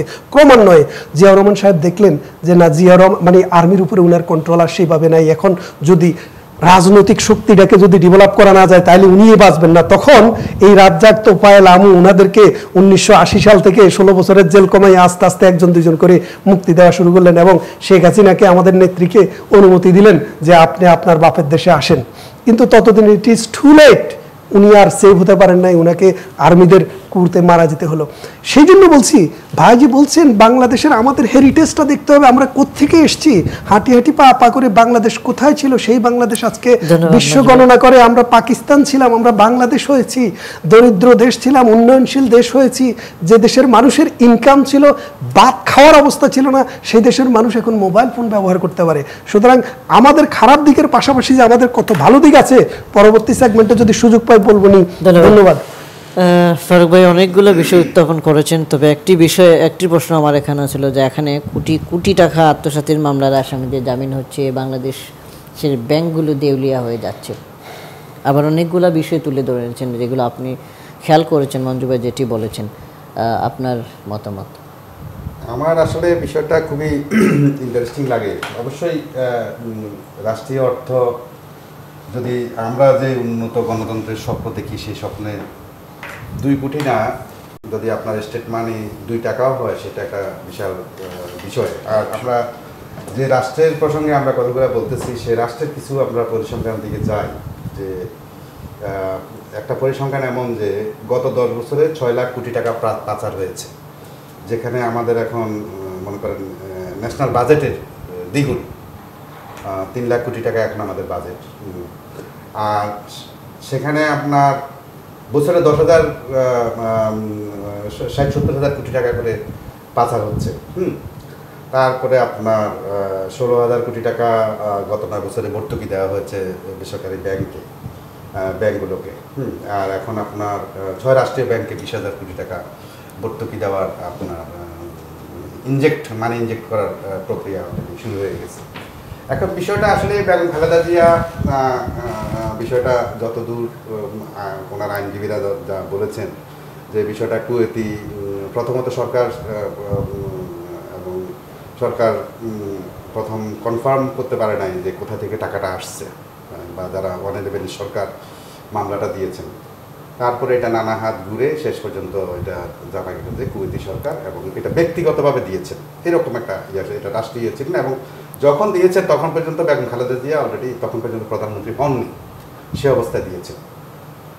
সে যাই হোক, বিষয়টা যেহেতু আইনের প্রক্রিয়ায় চলে গিয়েছে এবং সেখানে আমরা এমনও দেখেছি আইনজীবীরা বলেছেন যে ট্যাম্পারিং করে বিভিন্ন রকম আপনার ডকুমেন্ট প্রস্তুত করা হয়েছে একজন রাজনীতিবিদদের নেতৃত্বে। এখানে বেগম খালেদা আমার কাছে, মানবাধিকার কর্মী হিসাবে আমার কাছে একজন রাজনৈতিক নেত্রী হিসাবে উনি আমার কাছে আমি সম্মান করি এবং সেই হিসাবে আমি বিশ্লেষণটা করি। তো সেই হিসাবে আপনি দেখেন মানে হাজার হাজার কোটি টাকা কিন্তু শুনতেছি আমরা। আপনার 2016 সালে ঢাকা চট্টগ্রাম 4 লেনে মহাসড়কটা আপনার করা হয়েছে, আপনার ওপেন করা হয়েছে যে 3700 সামথিং 3800 কত কোটি টাকা। এটা কথা ছিল যে এটা 2023 পর্যন্ত, এটা মানে ঠিকাদারের কথা দিয়েছেন যে 2023 পর্যন্ত এই রাস্তার কোনো সংস্কার লাগবে না।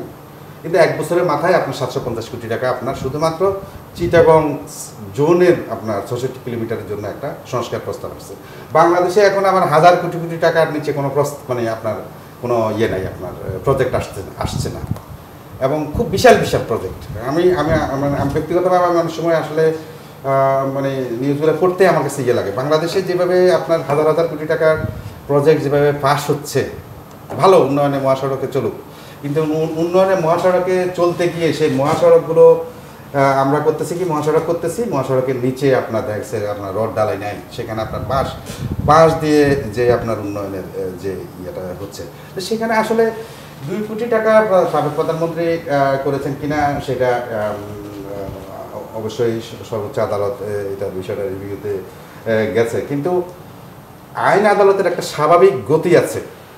আজকে যদি আইনের কথা বলা হয়, ভাই একটা কথা বলেছেন যে লন্ডনে 37টা হত্যাকাণ্ড হয়েছে, সেখানের মধ্যে অর্ধেক ট্রেস করতে পারে না। 3-4 মাসের মধ্যে ঘটনা ট্রেস করার অনেক সময় আছে। এদেশে আমরা 20 বছর পরেও দেখেছি যে তারা সেটা বের করেছে।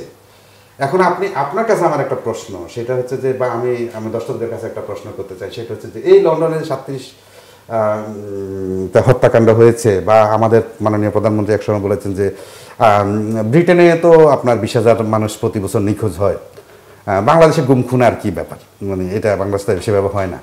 আপনারা বলেন লন্ডনে ইউকেতে যে 20,000 মানুষ প্রতি বছর নিখোঁজ হয়, সেই 20,000 মানুষ নিখোঁজ হওয়া বা এই বছরের এই পর্যন্ত যে মার্চ পর্যন্ত যে 37টা হত্যাকাণ্ড হয়েছে, সেখানের মধ্যে একটা ঘটনা বলতে পারেন যেখানে রাষ্ট্রীয় বাহিনীর সংশ্লিষ্টতা নিয়ে কেউ কোনো অভিযোগ করেছে?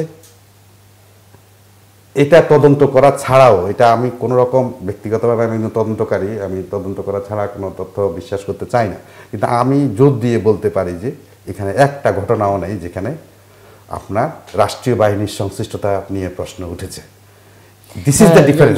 জনাব ফারুক, আমি আপনার কাছে জানতে চাইব, আপনি বলতে চাচ্ছেন যে বাংলাদেশের রাষ্ট্রীয় বাহিনী এই কিছু ডিসিপিআর বা এই ধরনের কর্মকাণ্ডের সাথে জড়িত, এবং এটা আসলে প্রমাণিত, এটা প্রমাণিত, এটা নানাভাবে প্রমাণিত।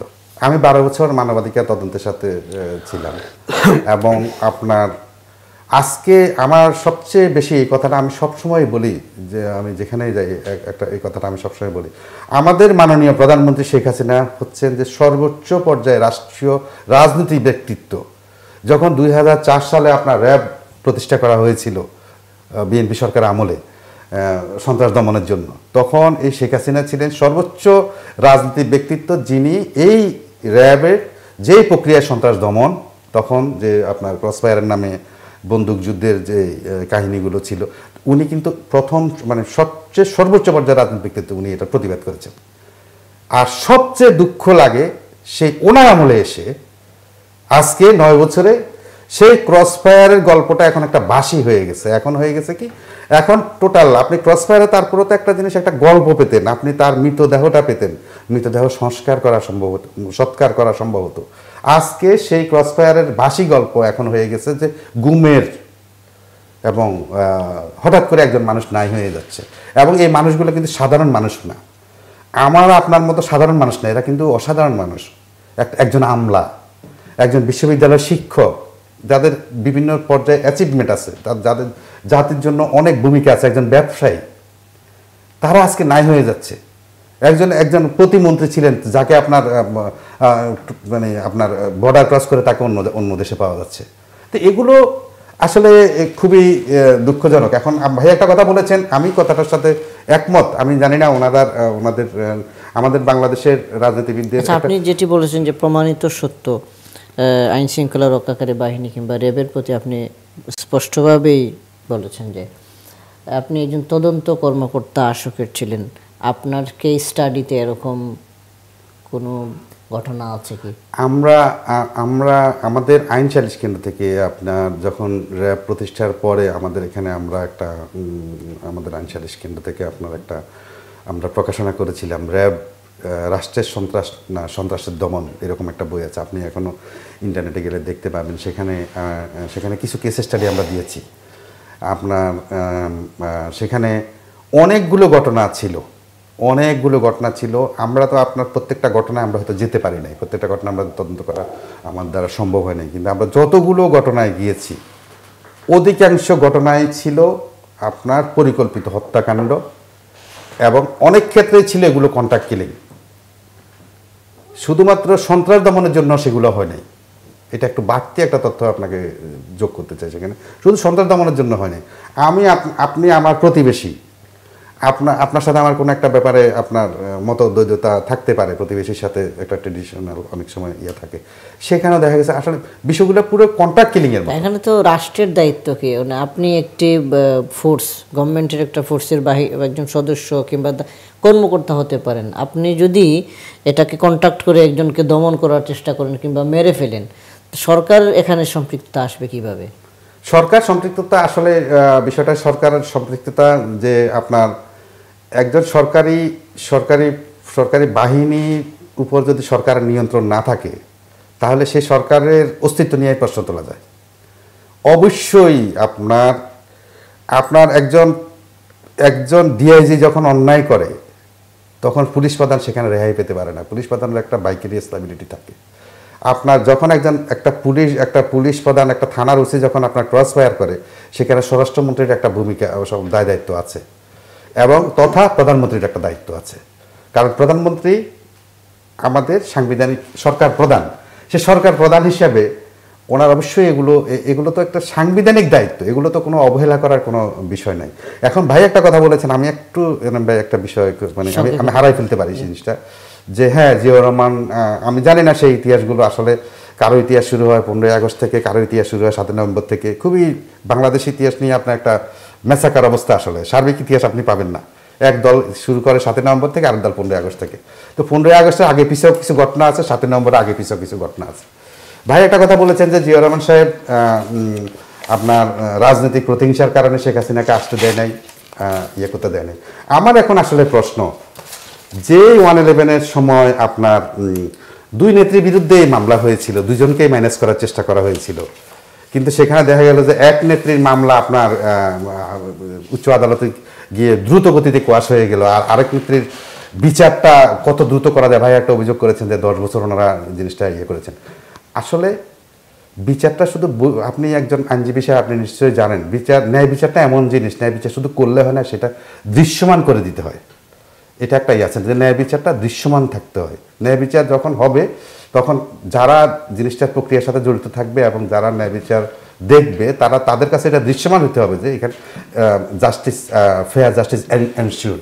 এখন আপনি বলেছেন যে ঠিক আছে, জিয়াউর রহমান সাহেব শেখ হাসিনাকে আসতে দেয় নাই এবং সেই প্রতিহিংসার কারণে উনি মৃত্যুবরণ করেছে। এখন যে রাজনীতি প্রতিহিংসা চলছে, আমরা কি সেই শিক্ষাও তো আমরা সেখান থেকে নিতে পারতাম যে হ্যাঁ ঠিক আছে, ওই আমলে একটা রাজনৈতিক প্রতিহিংসা বেশি হয়েছে, হ্যাঁ একটা গ্রেনেড হামলা, এটা নিঃসন্দেহে এটা যেই দলেরই উপরই হোক না কেন, সেখানে নেতা নেত্রীদের আইবি রহমানের মতো নেত্রী মারা গেছেন, সেখানে আরও অনেকে আপনার যারা এই গ্রেনেড হামলা শিকার হয়ে পঙ্গু হয়েছেন, ইয়ে হয়েছেন। এটা অবশ্যই এটা নিন্দনীয়। এখন তারা গ্রেনেড হামলা, তাদের আমলে গ্রেনেড হামলা হয়েছে, এই আমলে আমি আপনার অ্যাটম বোম হামলা করব, এটা দিয়ে তো আপনার এই প্রতিহিংসা রাজনীতি দিয়ে তো আপনার গণতন্ত্র হবে না। এই প্রতিহিংসা রাজনীতি আমাদের খুবই দুঃখ হয় রাম ভাই একটা জিনিস, যে 1/11-এ আপনার 1/11 আমাদের কিন্তু একটা ঝাঁকি দিয়ে গিয়েছিল। 1/11-এ যে আজকে আমরা খুব 2 কোটি অনেক ইয়ে করা আপনার দুর্নীতির কথা শুনতেছি, একটা বিশেষ অমুক তমুক ভবন অমুক ভবন, কিন্তু আপনি দেখেন 1/11-এ কিন্তু অনেক কাহিনী আমাদের সামনে এসেছিল। আজকে যারা মানে আমাদের সরকারে অনেক গুরুত্বপূর্ণ দায়িত্বে আছেন, ওনাদেরও কিন্তু কিছু অডিও টেপ কিন্তু বাজারে এসেছিল। তো প্রচুর কথাবার্তা আমরা শুনেছিলাম, এবং কিছু নেতা অলরেডি আপনার পৃথিবী ছেড়েও চলে গেছেন। আপনি কি মনে করেন সব কিছু জোর করে বলানো ছিল, সব কিছু কি ইয়ে করা ছিল? অনেক কাহিনী সবারই কম বেশি আছে। এখন আমি আপনার দোষ নিয়ে, আমার এখন ক্ষমতা আছে, আমি আপনার সামান্য বিষয়কে অনেক কিছু করে ফেললাম, বা আপনার অসামান্য বিষয়কে আমি অসামান্যভাবে উপস্থাপন করলাম, কিন্তু আমি জানি যে আমার বিষয়গুলো কিন্তু সাধারণ নয়। তো সেই বিষয়গুলো আসলে এখানে রাজনীতি এখন বাংলাদেশের যে পর্যায়ে চলে গেছে, আপনি যদি গণতন্ত্রের কথা যদি চিন্তা করেন, গণতন্ত্রের প্রাতিষ্ঠানিকতার কথা যদি চিন্তা করেন, 1/11-এর ঝাঁকিটা, 1/11 থেকে শিক্ষা নেওয়াটা আমাদের রাজনীতিবিদদের জন্য জরুরি ছিল। আমি জানি না সামনে কোন 11 আসে, আর কোনো বাহিনী বা সেটা আমি চিন্তাও করতে পারি না, কিন্তু আমার সবচেয়ে বড় ভয় হয় যে আপনি দেখেন এই যে কোটা বিরোধী আন্দোলনে যে আপনার একটা ছাত্রলীগ নেত্রী নিয়ে একটা ঘটনা ঘটে গেল, এসা আমি জানি না কে তারা বলছে যে তাদেরই একজন সহসভাপতির, ছাত্রলীগের সহসভাপতির সহসভানেত্রীর আপনার রক্ষাটা নিয়ে যে আপনার কেউ বলছে গুজব, কেউ বলছে, আপনি দেখেন গুজব হোক আর সত্য হোক, সাথে সাথে কিন্তু একটা স্পার্ক, একটা স্ফুলিঙ্গ হয়ে গেছে, এবং স্ফুলিঙ্গ হওয়ার সাথে সাথে কিন্তু সেখানে এখন আমরা কি চিন্তা করতে পারি যে আমরা বর্তমানে যা করতেছি, যদি জনগণ কোনোদিন এরকম যদি আপনার এই মানে গুজবে আর আমাদের গজবে, কাজের কাজকর্মের গজবে যদি মানে অন্যরকম যদি একটা পরিস্থিতি সৃষ্টি হয়ে যায়, তাহলে এই জাতিকে কে রক্ষা করবে? ধন্যবাদ মঞ্জু ভাই, অনেকগুলো বিষয় উপস্থাপন করেছেন জনাব শাহ আলম ফারুক। যেটি হয়েছে যে জনগণের, উনি যেটি বলেছেন যে এশার ঘটনা এনেছেন, এবং জনগণের স্পুংলিঙ্গ এবং আর্থিক যে বিষয়টা এবং দুর্নীতির অনেকগুলো বিষয় এনেছেন। আপনাকে একটা জিনিস বলি, বাংলাদেশের যে অর্থনীতি, বাংলাদেশের অর্থনীতিটা কোথায় ছিল? 2005 সালকে যদি আপনি বেস হিসেবে ধরেন, 2005 সালে আমাদের প্রত্যেকটা মানুষের মাথাপিছু আয় ছিল $950। 2005 সাল মানে হচ্ছে আজ থেকে মাত্র 10 বছর 12 বছর আগের কথা। তাহলে স্বাধীনতার তখনও 40 বছর 35 বছর 38 বছর পরে আমাদের মাথাপিছু আয় ছিল $950। আজকে আমাদের মাথাপিছু আয় হচ্ছে $1755, এবং আমাদেরকে ওয়ার্ল্ড ব্যাংক স্বীকৃতি দিয়েছে যে বাংলাদেশ অলরেডি 2024 সালে যেটা অ্যাচিভ করার কথা ছিল সেটা অলরেডি অ্যাচিভ করার কাছাকাছি চলে গেছে। 2021 সাল বা 24 সাল পর্যন্ত আর বাংলাদেশের লাগছে না। বাংলাদেশ এমন একটা রাষ্ট্র ছিল যেই রাষ্ট্রের মানুষ আশ্বিন মাস এবং কার্তিক মাসে, বাংলা এই 2টা মাসে গরিব মানুষরা ভিক্ষা চাওয়ার সাহস করতো না। সেই রকম একটা দেশ থেকে আমরা আজকে কোথায় আছি? যেই পাকিস্তান রাষ্ট্র থেকে আমরা বেরিয়ে এসেছি, বিশ্ব অর্থনৈতিক সূচকে আজকে পাকিস্তানের অবস্থান হচ্ছে 44তম, আর বাংলাদেশের অবস্থান হচ্ছে 29তম। আপনি হিসেব করে দেখেন, সংখ্যার দিক থেকে, আয়তনের দিক থেকে এবং সম্পদের দিক থেকে বাংলাদেশের চাইতে অনেক বেশি নিয়েও তারা আজকে বিশ্বের 44তম অর্থনীতির দেশ, আর ছোট্ট একটা বাংলাদেশ আজকে 29তম অর্থনীতির দেশ। এবং আগামী 2 বছরের মধ্যে বাংলাদেশের মানুষের মাথাপিছু আয় $2000 ক্রস করতেছে। এই যে বাংলাদেশ, আমরা কিন্তু পজিটিভ বাংলাদেশকে দেখার চেষ্টা করছি না, আমরা শুধু এই আবর্জনার ভেতরে যেটুক নষ্ট যেটুক আছে সেটুক কিন্তু আমরা তুলে আনার চেষ্টা করছি। আপনি দেখেন বাংলাদেশে এই যে শেখ হাসিনার সরকার আজকে 10টা বছর চালাচ্ছে, এই 10 বছরে শেখ হাসিনা কি করেছেন? প্রথমবার এই এসে বার্মার সাথে আমাদের 40 বছরের ইতিহাস, 40 বছরের ডিসপিউট, আমরা 1,51,000 বর্গ কিলো 31,000 বর্গ কিলোমিটার সমুদ্র সীমা দখল করতে পারিনি। প্রধানমন্ত্রী শেখ হাসিনার যোগ্য নেতৃত্বে উনি ডিপ্লোম্যাটিকভাবে বার্মাকে নিয়ে আসলেন যে আসো আমরা একই টেবিলে বসে এটা সমাধান করি, থার্ড পার্টিকে আরবিট্রেশনে দিয়ে দিই। জার্মানিতে আরবিট্রেশন হলো, বাংলাদেশের সমুদ্র সীমা বেড়ে গেল 1,31,000 বর্গ কিলোমিটার, যেটা একটা বাংলাদেশের সমান। ভারতের সাথে আমাদের 25,000 বর্গ কিলোমিটার আয়তন নিয়ে সমুদ্র সীমায়, ওই যে আমাদের তালপট্টি দ্বীপের কাছাকাছি এই জায়গাটা নিয়ে গত 40 বছরের ইতিহাস, 40 বছর থেকে আমাদের সমস্যা চলছে। প্রধানমন্ত্রী শেখ হাসিনা ভারতের সরকারকে রাজি করালেন, আসেন আমরা একটা থার্ড কান্ট্রিতে আরবিট্রেশনের মাধ্যমে এই সমস্যার সমাধান করি। ভারত এত বছর এগ্রি করে নাই, কিন্তু শেখ হাসিনার সাথে এগ্রি করলো। তারপরে আপনার হল্যান্ডে সেখানে একটা আরবিট্রেশন মামলার শুনানি হলো, আদালত শেষ পর্যন্ত বাংলাদেশকে 21,000 আর ভারতকে 4,000 বর্গ কিলোমিটার দিয়ে এই সমস্যার সমাধান করে দিল। 40 বছরের বেশি সময় ধরে লক্ষ লক্ষ মানুষের দেশ নেই। ওই যে আমাদের যে সীমান্ত অঞ্চলে বেরুবাড়ি, আঙ্গুরপোতা, দহগ্রাম নিয়ে যে 57টা ছিটমহল, বাংলাদেশ যা পায় তার চেয়ে 1500 একর জায়গা বেশি দিয়ে ভারতের সাথে সেই বর্ডারের সেই 40 বছর পরে এই সীমাটা শেষ করে প্রধানমন্ত্রী শেখ হাসিনা শেষ করে আনলেন। পদ্মা সেতু নিয়ে বহু কাহিনী হলো। বাংলাদেশের মতো গরিব দেশ, সেই দেশ পদ্মা সেতু নিজের টাকায় হয়ে যাচ্ছে। দৃশ্যমান 40 ভাগের উপরে কাজ হয়ে গেছে, আপনারা যায় দেখে আসতে পারেন। তাহলে এই পজিটিভ বাংলাদেশকে দেখেন, যেই বাংলাদেশ 6 কোটি টাকা দিয়ে প্রথম বাজেট হয় 600 কোটি টাকা দিয়ে, সেই বাংলাদেশ 6 লক্ষ কোটি টাকার বাজেট এখন প্রণয়ন করে বাংলাদেশে। এই বাংলাদেশের কথা বলছি, যে বাংলাদেশের শিক্ষিতের হার ছিল 31%, আজকে সেই বাংলাদেশের 100% ছেলেমেয়ে স্কুলে যায়। কোয়ালিটি নিয়ে আমরা প্রশ্ন করতেই পারি, আসলে এই কোয়ালিটি আমরা সেটুকু উন্নীত করতে পারিনি, এটা সত্যি। যেই বাংলাদেশে একজন শ্রমজীবী মানুষ একদিনের আয় দিয়ে শুধু 3 কেজি চাল কিনতে পারতেন, সেই দেশের মানুষ একদিনের আয় দিয়ে এখনো 15 কেজি চাল কিনতে পারে। তাহলে আপনাকে বুঝতে হবে যে বাংলাদেশের যে পজিটিভ সাইডগুলা সেগুলোও কিন্তু অনেক আছে, নেগেটিভ সাইড আমাদের অবশ্যই আছে।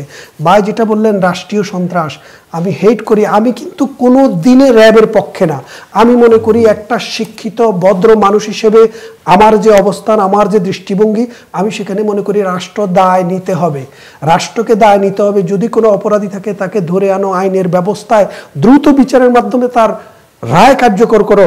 কিন্তু র্যাব দ্বারা এরকম কিলিংকে আমি ব্যক্তিগতভাবে কোনো কালেই সমর্থন করিনি, এখনো সমর্থন করি না।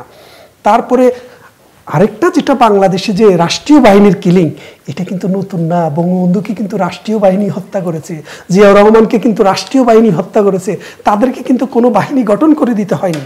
সুতরাং বাংলাদেশের কালচারে রাষ্ট্রীয় বাহিনী যে মানুষকে হত্যা করে বা হত্যা করেছে, এটা নতুন কোনো কাহিনী না। দেশের দুইজন প্রধান, রাষ্ট্রপ্রধানকে হত্যা করা হয়েছে, দুইটাই আর্মি করেছিল। সুতরাং এটা আমি ডিসক্লোজ করার কোনো নতুন কোনো বিষয় নাই, বাংলাদেশে এটা ছিল। ইয়াসমিন যখন হত্যা হয়, ইয়াসমিন তখন বিএনপি সরকার ক্ষমতা, আপনি জানেন, পুলিশ ইয়াসমিনকে ধর্ষণ করেছে। ওই মামলায়, ইয়াসমিন হত্যা মামলায় আমি সম্পৃক্ত ছিলাম। এবং সীমা দর্শন মামলা আপনারা জানেন, ওই সীমা দর্শন মামলায় ফাঁসি হয়েছে, হ্যাঁ কার্যকর হয়েছে। এবং সীমা দর্শন মামলা, এই সীমা দর্শন মামলায় আমি রাষ্ট্রপক্ষের আমার যে সিনিয়র তার অ্যাসিস্ট্যান্ট ছিলাম, আমার সুযোগ হয়েছে, আমরা দেখেছি রাষ্ট্রীয় বাহিনীর এসব কাজ আমি সমর্থন করি না। ওনার সাথে একমত যে রাষ্ট্র কেন কোনো সন্ত্রাসী কর্মকাণ্ড যেটা হবে ক্রস ফায়ারে যাবে, আমি এটা মনে করি না। কিন্তু বাংলাদেশ রাষ্ট্র হাঁটি হাঁটি পা পা করে আজকে যেখানে আছে, আগামী 10 বছর লাগবে না, এরকম সময়ে বিশ্বের যে 20টা রাষ্ট্র, ইউরোপের অনেক রাষ্ট্র বাংলাদেশের অর্থনীতির পিছনে চলে যাবে। বাংলাদেশ অর্থনৈতিক ভিত্তিক যে গণতন্ত্রের দরকার, মানুষের যখন অর্থের স্বাচ্ছন্দ্য হয় তখন কিন্তু আপনি মানুষকে কিনতে পারবেন না। গণতান্ত্রিক ব্যবস্থায় মানুষকে কিন্তু দ্রুত সামনের দিকে মোবিলাইজ করা যাবে। আমি যেটা বললাম, এই প্রধানমন্ত্রী শেখ হাসিনা অনেক কথাই তো বললেন, কিন্তু এই কথা তো ওনারা বলেন না কখনো যে বাংলাদেশ আজকে কোথায় চলে এসছে। এত বড় বড় সমস্যার সমাধান করে ফেলেছেন প্রধানমন্ত্রী শেখ হাসিনা। এবং এই বাংলাদেশে যে আইন, বিচার, শাসন, পুলিশ, আর্মি, বিডিআর একজন প্রধানমন্ত্রীর কথা শুনে, প্রধানমন্ত্রী দুস্থ শিল্পী যারা আছে তাদেরকে দান করছেন, কোনো একটা মানুষ যখন অসুস্থ হয়ে যখন হসপিটালে যান, ক্যান্সার হয়েছে, রাষ্ট্র ডোনেশন দিচ্ছে। বাংলাদেশের আনাচে কানাচে, সেদিন আমি আপনাকে বলি, কদিন আগে দেশে গিয়েছিলাম, তো আওয়ামী লীগের একটা নির্বাচন হচ্ছে। নির্বাচনটা কি? নির্বাচনটা হচ্ছে স্থানীয় সরকার, অর্থাৎ চেয়ারম্যানের নির্বাচন। তা আমাকে দুইজন চেয়ারম্যান দুই পাশের এসে ধরে নিয়ে গেল যে আজকে আপনি একটু আমাদের সাথে বক্তৃতা দিবেন। তো আমি বললাম দেশে থাকি না, কি বক্তৃতা দেবো? বলে না, আপনি তারপরেও আমাদের সাথে একটু আসেন। যাওয়ার পরে আমি মানুষকে জিজ্ঞেস করলাম, এই যে নৌকা মার্কার জন্য এনারা ভোট চাচ্ছে, আপনি ভোট কেন দেবেন না? আপনি আমাকে বলেন আপনার এলাকায় এমন কোনো একটা গ্রাম বাদ আছে যে গ্রামটার উপর দিয়ে অন্তত একটা পাকা রাস্তা যায়নি। আপনি বলেন এমন কোনো একটা গ্রাম আপনার বাকি আছে যে গ্রামটাতে প্রতি বাড়িতে বিদ্যুৎ যায়নি।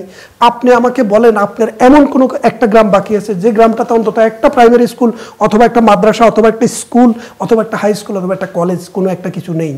তাহলে রাষ্ট্রের কাজ কি? আপনাকে ভাত খাওয়াইয়ে দিবে না, ফ্যাসিলিটেট করবে রাষ্ট্র। রাষ্ট্র স্কুল করছে, রাষ্ট্র রাস্তা করছে, রাষ্ট্র ইলেকট্রিফিকেশন করছে। তাহলে আপনাকে আর রাষ্ট্র করবেটা কি? হ্যাঁ, আমরা দুইটা জায়গায় পিছিয়ে আছি। একটা হলো দুর্নীতির একটা সিরিয়াস পর্যায়ে দুর্নীতিকে নিচের জায়গায় নিয়ে আসা এবং সুশাসনটাকে একটা ইন্টারন্যাশনাল লেভেলে নিয়ে যাওয়া। এই দুইটা জিনিস আমরা করতে পারিনি। এটা না করার পেছনের অনেক কারণও আছে। বিএনপি একটা বড় রাজনৈতিক দল, তিনবার বাংলাদেশের সরকারে এসেছেন। বিএনপি যখন বিরোধী দলে থাকে না, তখন সরকারের জন্য কিন্তু অনেক কঠিন কাজ, কারণ একটা শক্তিশালী বিরোধী দল রাষ্ট্রকে নিয়ন্ত্রণ করে, সরকারকে নিয়ন্ত্রণ করে।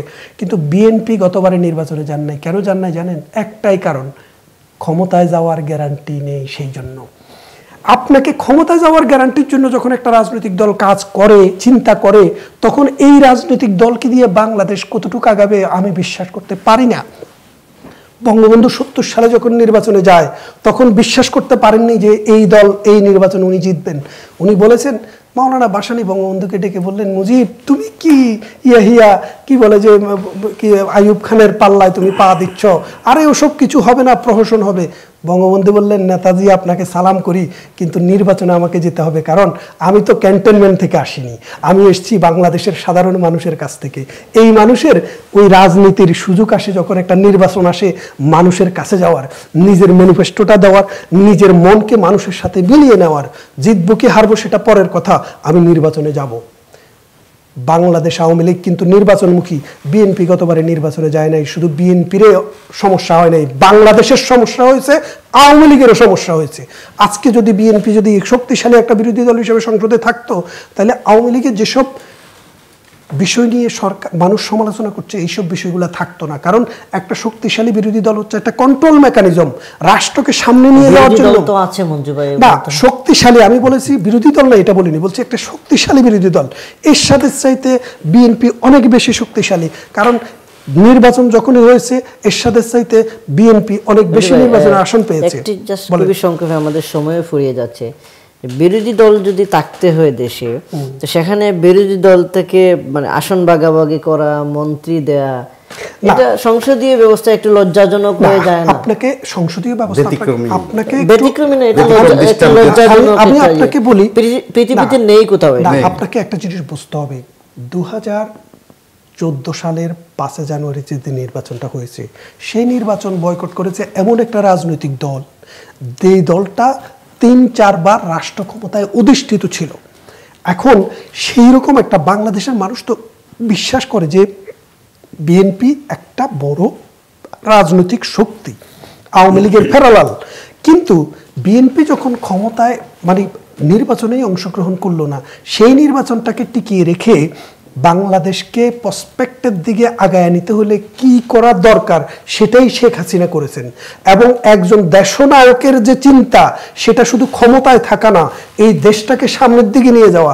বাংলাদেশ গত 5 বছরে কিন্তু বসে থাকেনি, কিন্তু সূচকে বাংলাদেশের ইতিহাসে সবচাইতে কালেকটিভলি বেশি সূচক বাংলাদেশ অর্জন করেছে 2014 সালের জানুয়ারি থেকে আজকে পর্যন্ত। অর্থাৎ বাংলাদেশের যে জিডিপির যে সূচক, এই সূচকে 7% পর্যন্ত পৌঁছেছে এই 5 বছরে।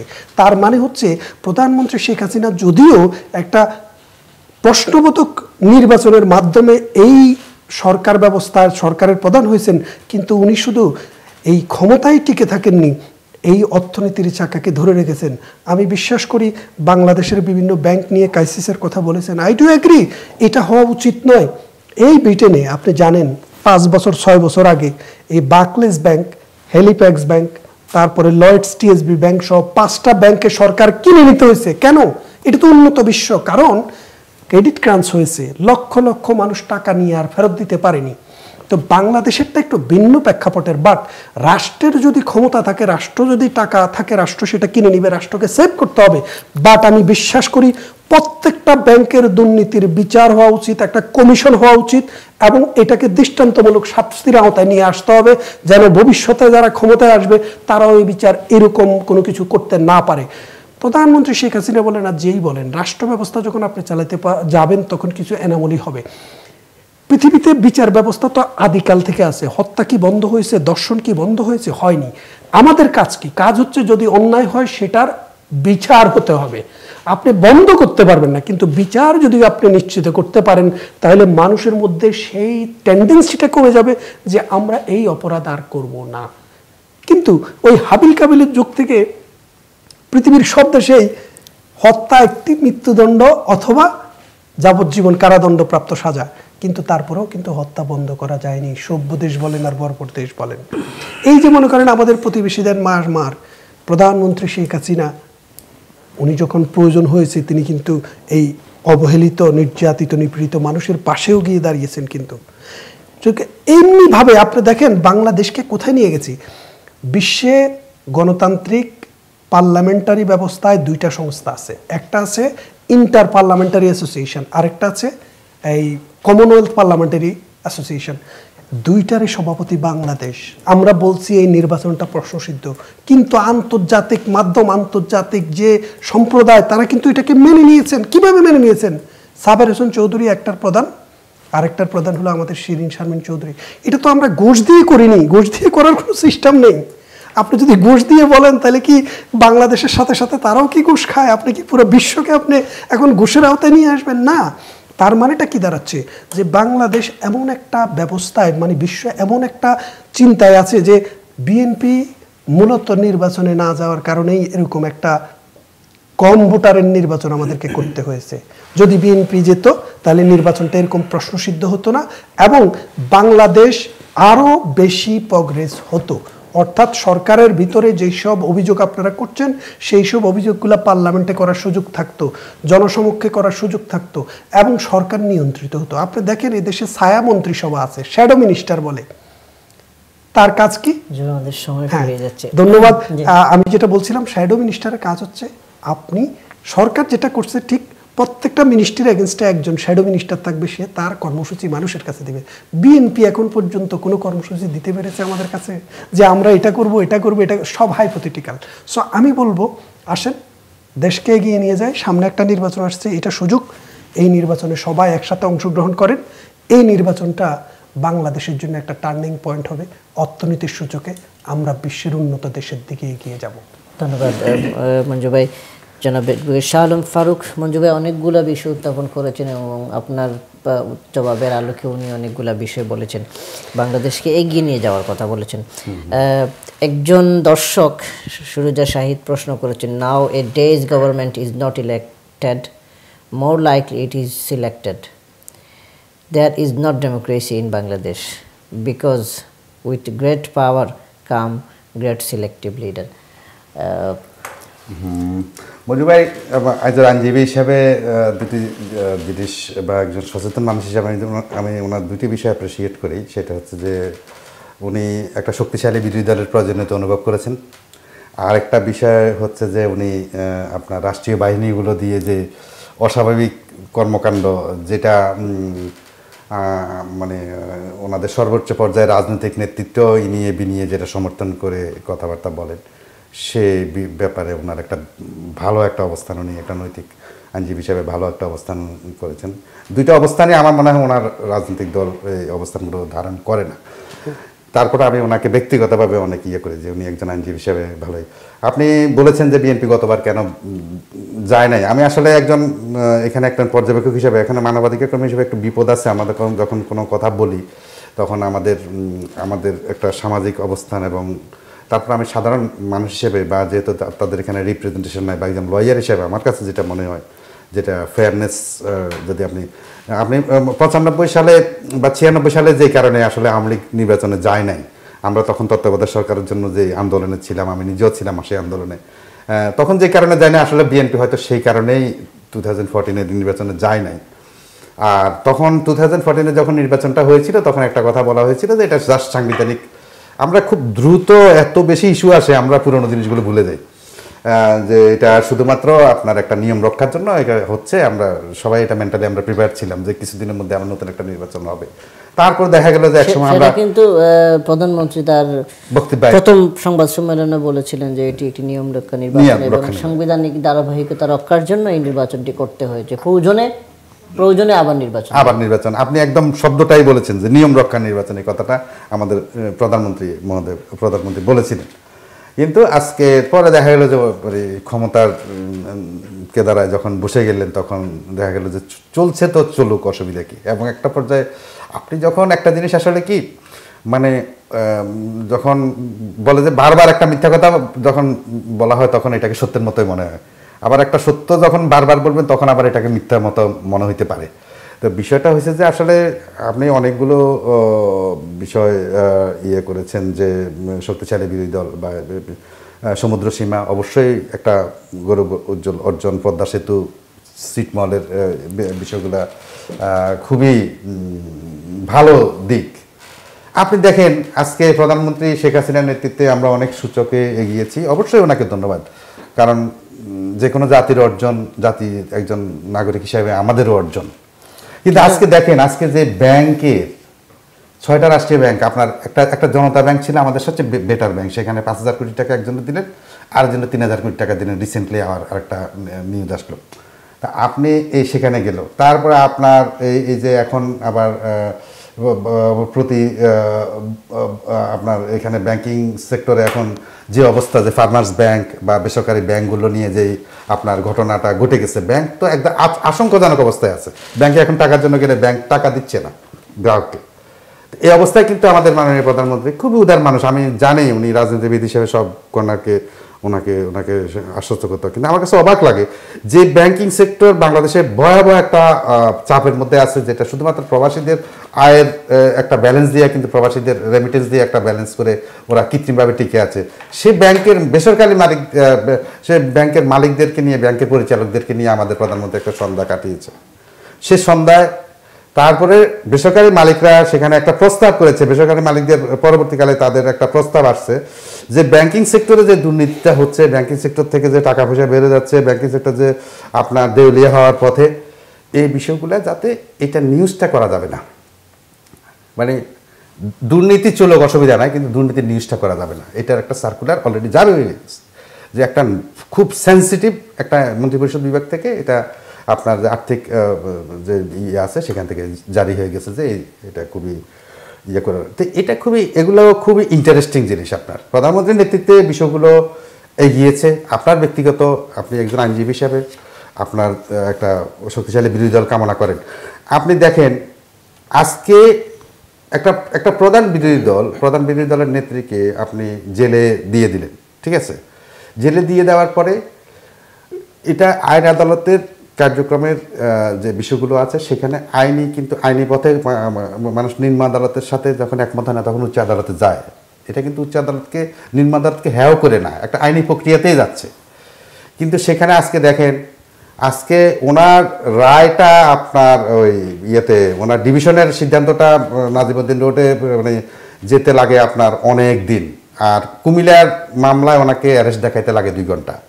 তো বিষয়গুলো আসলে তো আইনটা কি, আইনটা তো আর কোনো আপনার এটা তো আপনার কোনো মেকানিক্যাল বিষয় না, এটা কোনো মানুষ এটাকে চালায়, কোনো মানুষ দ্বারাই কিন্তু বিষয়গুলো প্রভাবিত।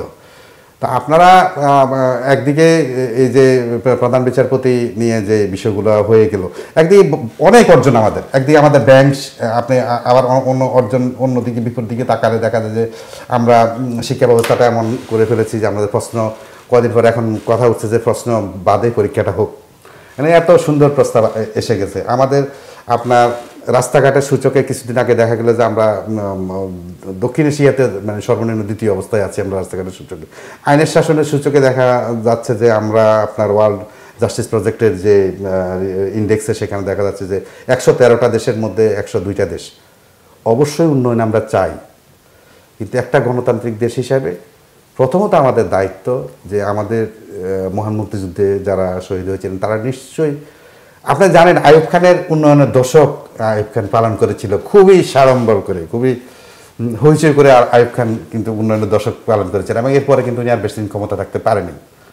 না, ওই দিনে উনি বিদায় নিয়েছিলেন। ওই দিনে বিদায় নিয়েছিলেন। Very interesting. এই যে বিষয়গুলো, উন্নয়ন আমাদের দরকার আছে, কিন্তু অধিকারকে খর্ব করে, আপনি যদি অধিকারকে যদি খর্ব করেন তাহলে তো আপনার আর গণতন্ত্র বলেন, উন্নয়ন বলেন, সংবিধান বলেন, সব কিছু তো অর্থহীন হয়ে যায়। তা আমাদের উন্নয়ন দরকার আছে, আমাদের গণতন্ত্র দরকার আছে, গণতান্ত্রিক প্রতিষ্ঠান দরকার আছে। আজকে একটা প্রধান বিচারপতিকে যে প্রক্রিয়ায়, আজকে সিনহা সাহেবের সেই 11টা অভিযোগ, সে কই? সে 11টা অভিযোগের তদন্ত কই? কি অবস্থা? সেই 11টা অভিযোগ আপনারা এনেছেন, ঠিক আছে। একজন প্রধান বিচারপতি যদি নৈতিকতা দুষ্ট থাকে, সে যদি ওনার যদি অনেক প্রবলেম থাকে, সেটা আমাদের দায়িত্ব আছে জাতির। এটা একটা মানে একটা প্রধান বিচারপতি শুধু ব্যক্তি না, একটা প্রতিষ্ঠান।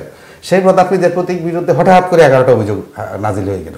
সেই নাজিল হওয়ার পর প্রধান বিচারপতি যখন আপনার ব্যবসায় শফিক আহমেদের বাসায় যদি বলতে যায়, একটা নজিরবিহীন কায়দায় যখন ওনাকে সরিয়ে দেওয়া হলো, নজিরবিহীন কায়দায় যখন উনি পদত্যাগ করলেন সিঙ্গাপুরে এসে, তখন এরপরে কিন্তু ওনার বিরুদ্ধে আর ইনভেস্টিগেশন বা কোনো কিছু খবর নেই। তাহলে সবচেয়ে বিষয়টা হয়েছে যে আপনি যখন আপনি সবার তলার খবর আপনার কাছে আছে, সবার ভিতরের খবর আপনার কাছে আছে, এবং সেই খবরগুলো সেই ইনফরমেশনগুলো আপনি তখনই কাজে লাগাচ্ছেন যখনই কোনো কারণে সে আপনার বিরাট বাজন হচ্ছে।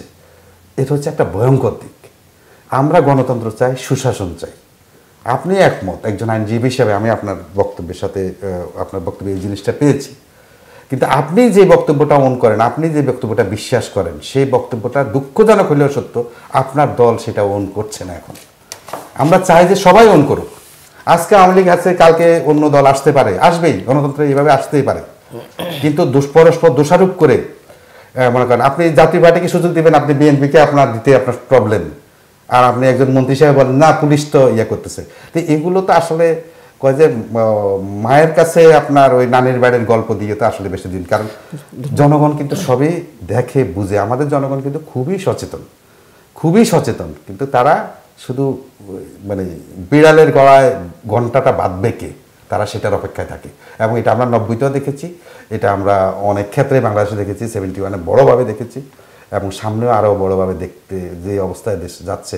এই যদি কিছু বিষয় আপনি অধিকারকে সীমিত করে, আপনি উন্নয়নকে হাইলাইট করে, আপনি গণতন্ত্র প্রতিষ্ঠানগুলোকে ধ্বংস করে ফেলবেন, আপনি শিক্ষা ব্যবস্থা শেষ করে ফেলবেন, আপনি একদিকে উন্নয়ন করছেন, আর দিকে আপনি ব্যাংক ব্যবস্থাকে আপনি বিপর্যস্ত করে ফেলতেছেন। তো এগুলো কিন্তু আসলে একটা সময় মাথা পিছু আয় দিয়ে, আজকে সালমান এফ রহমান বিভিন্ন কায়দায় আজকে আপনার 50,000 কোটি টাকার মালিক হয়ে গেল, বা 15,000 কোটি টাকা আপনার শেয়ার বাজার থেকে নিয়ে গেল।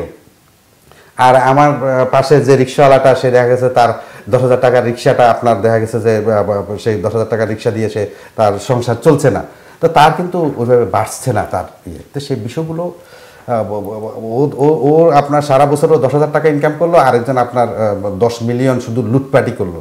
তো সব কিছু মিলে একটা ব্যালেন্স করে আপনার যে মাথা পিছু, এটা খুবই ইন্টারেস্টিং আসলে, মাথা পিছু যে একজনের 10 কোটি, আরেকজনের 10,000, ধন্যবাদ। সব মিলিয়ে দুইজনের মিলে আপনার 5 কোটি টাকার মালিককে। সুপ্রিয় দর্শক, আমরা কথা বলছিলাম বাংলাদেশের সর্বশেষ এবং সাম্প্রতিক বিষয়গুলোকে নিয়ে। আমাদের সম্মানিত দুজন অতিথি, আওয়ামী আইনজীবী পরিষদ ইউকের সাবেক অর্গানাইজিং সেক্রেটারি ব্যারিস্টার মনিরুল ইসলাম মঞ্জু এবং মানবাধিকার সংগঠন আইন ও সালিশ কেন্দ্র আশোকের সাবেক সিনিয়র ইনভেস্টিগেটিভ কর্মকর্তা জনাব অ্যাডভোকেট শাহ আলম ফারুকের সাথে আমাদের অতিথিবৃন্দ কথা বলেছেন বাংলাদেশের এই চলমান প্রেক্ষাপটগুলো নিয়ে।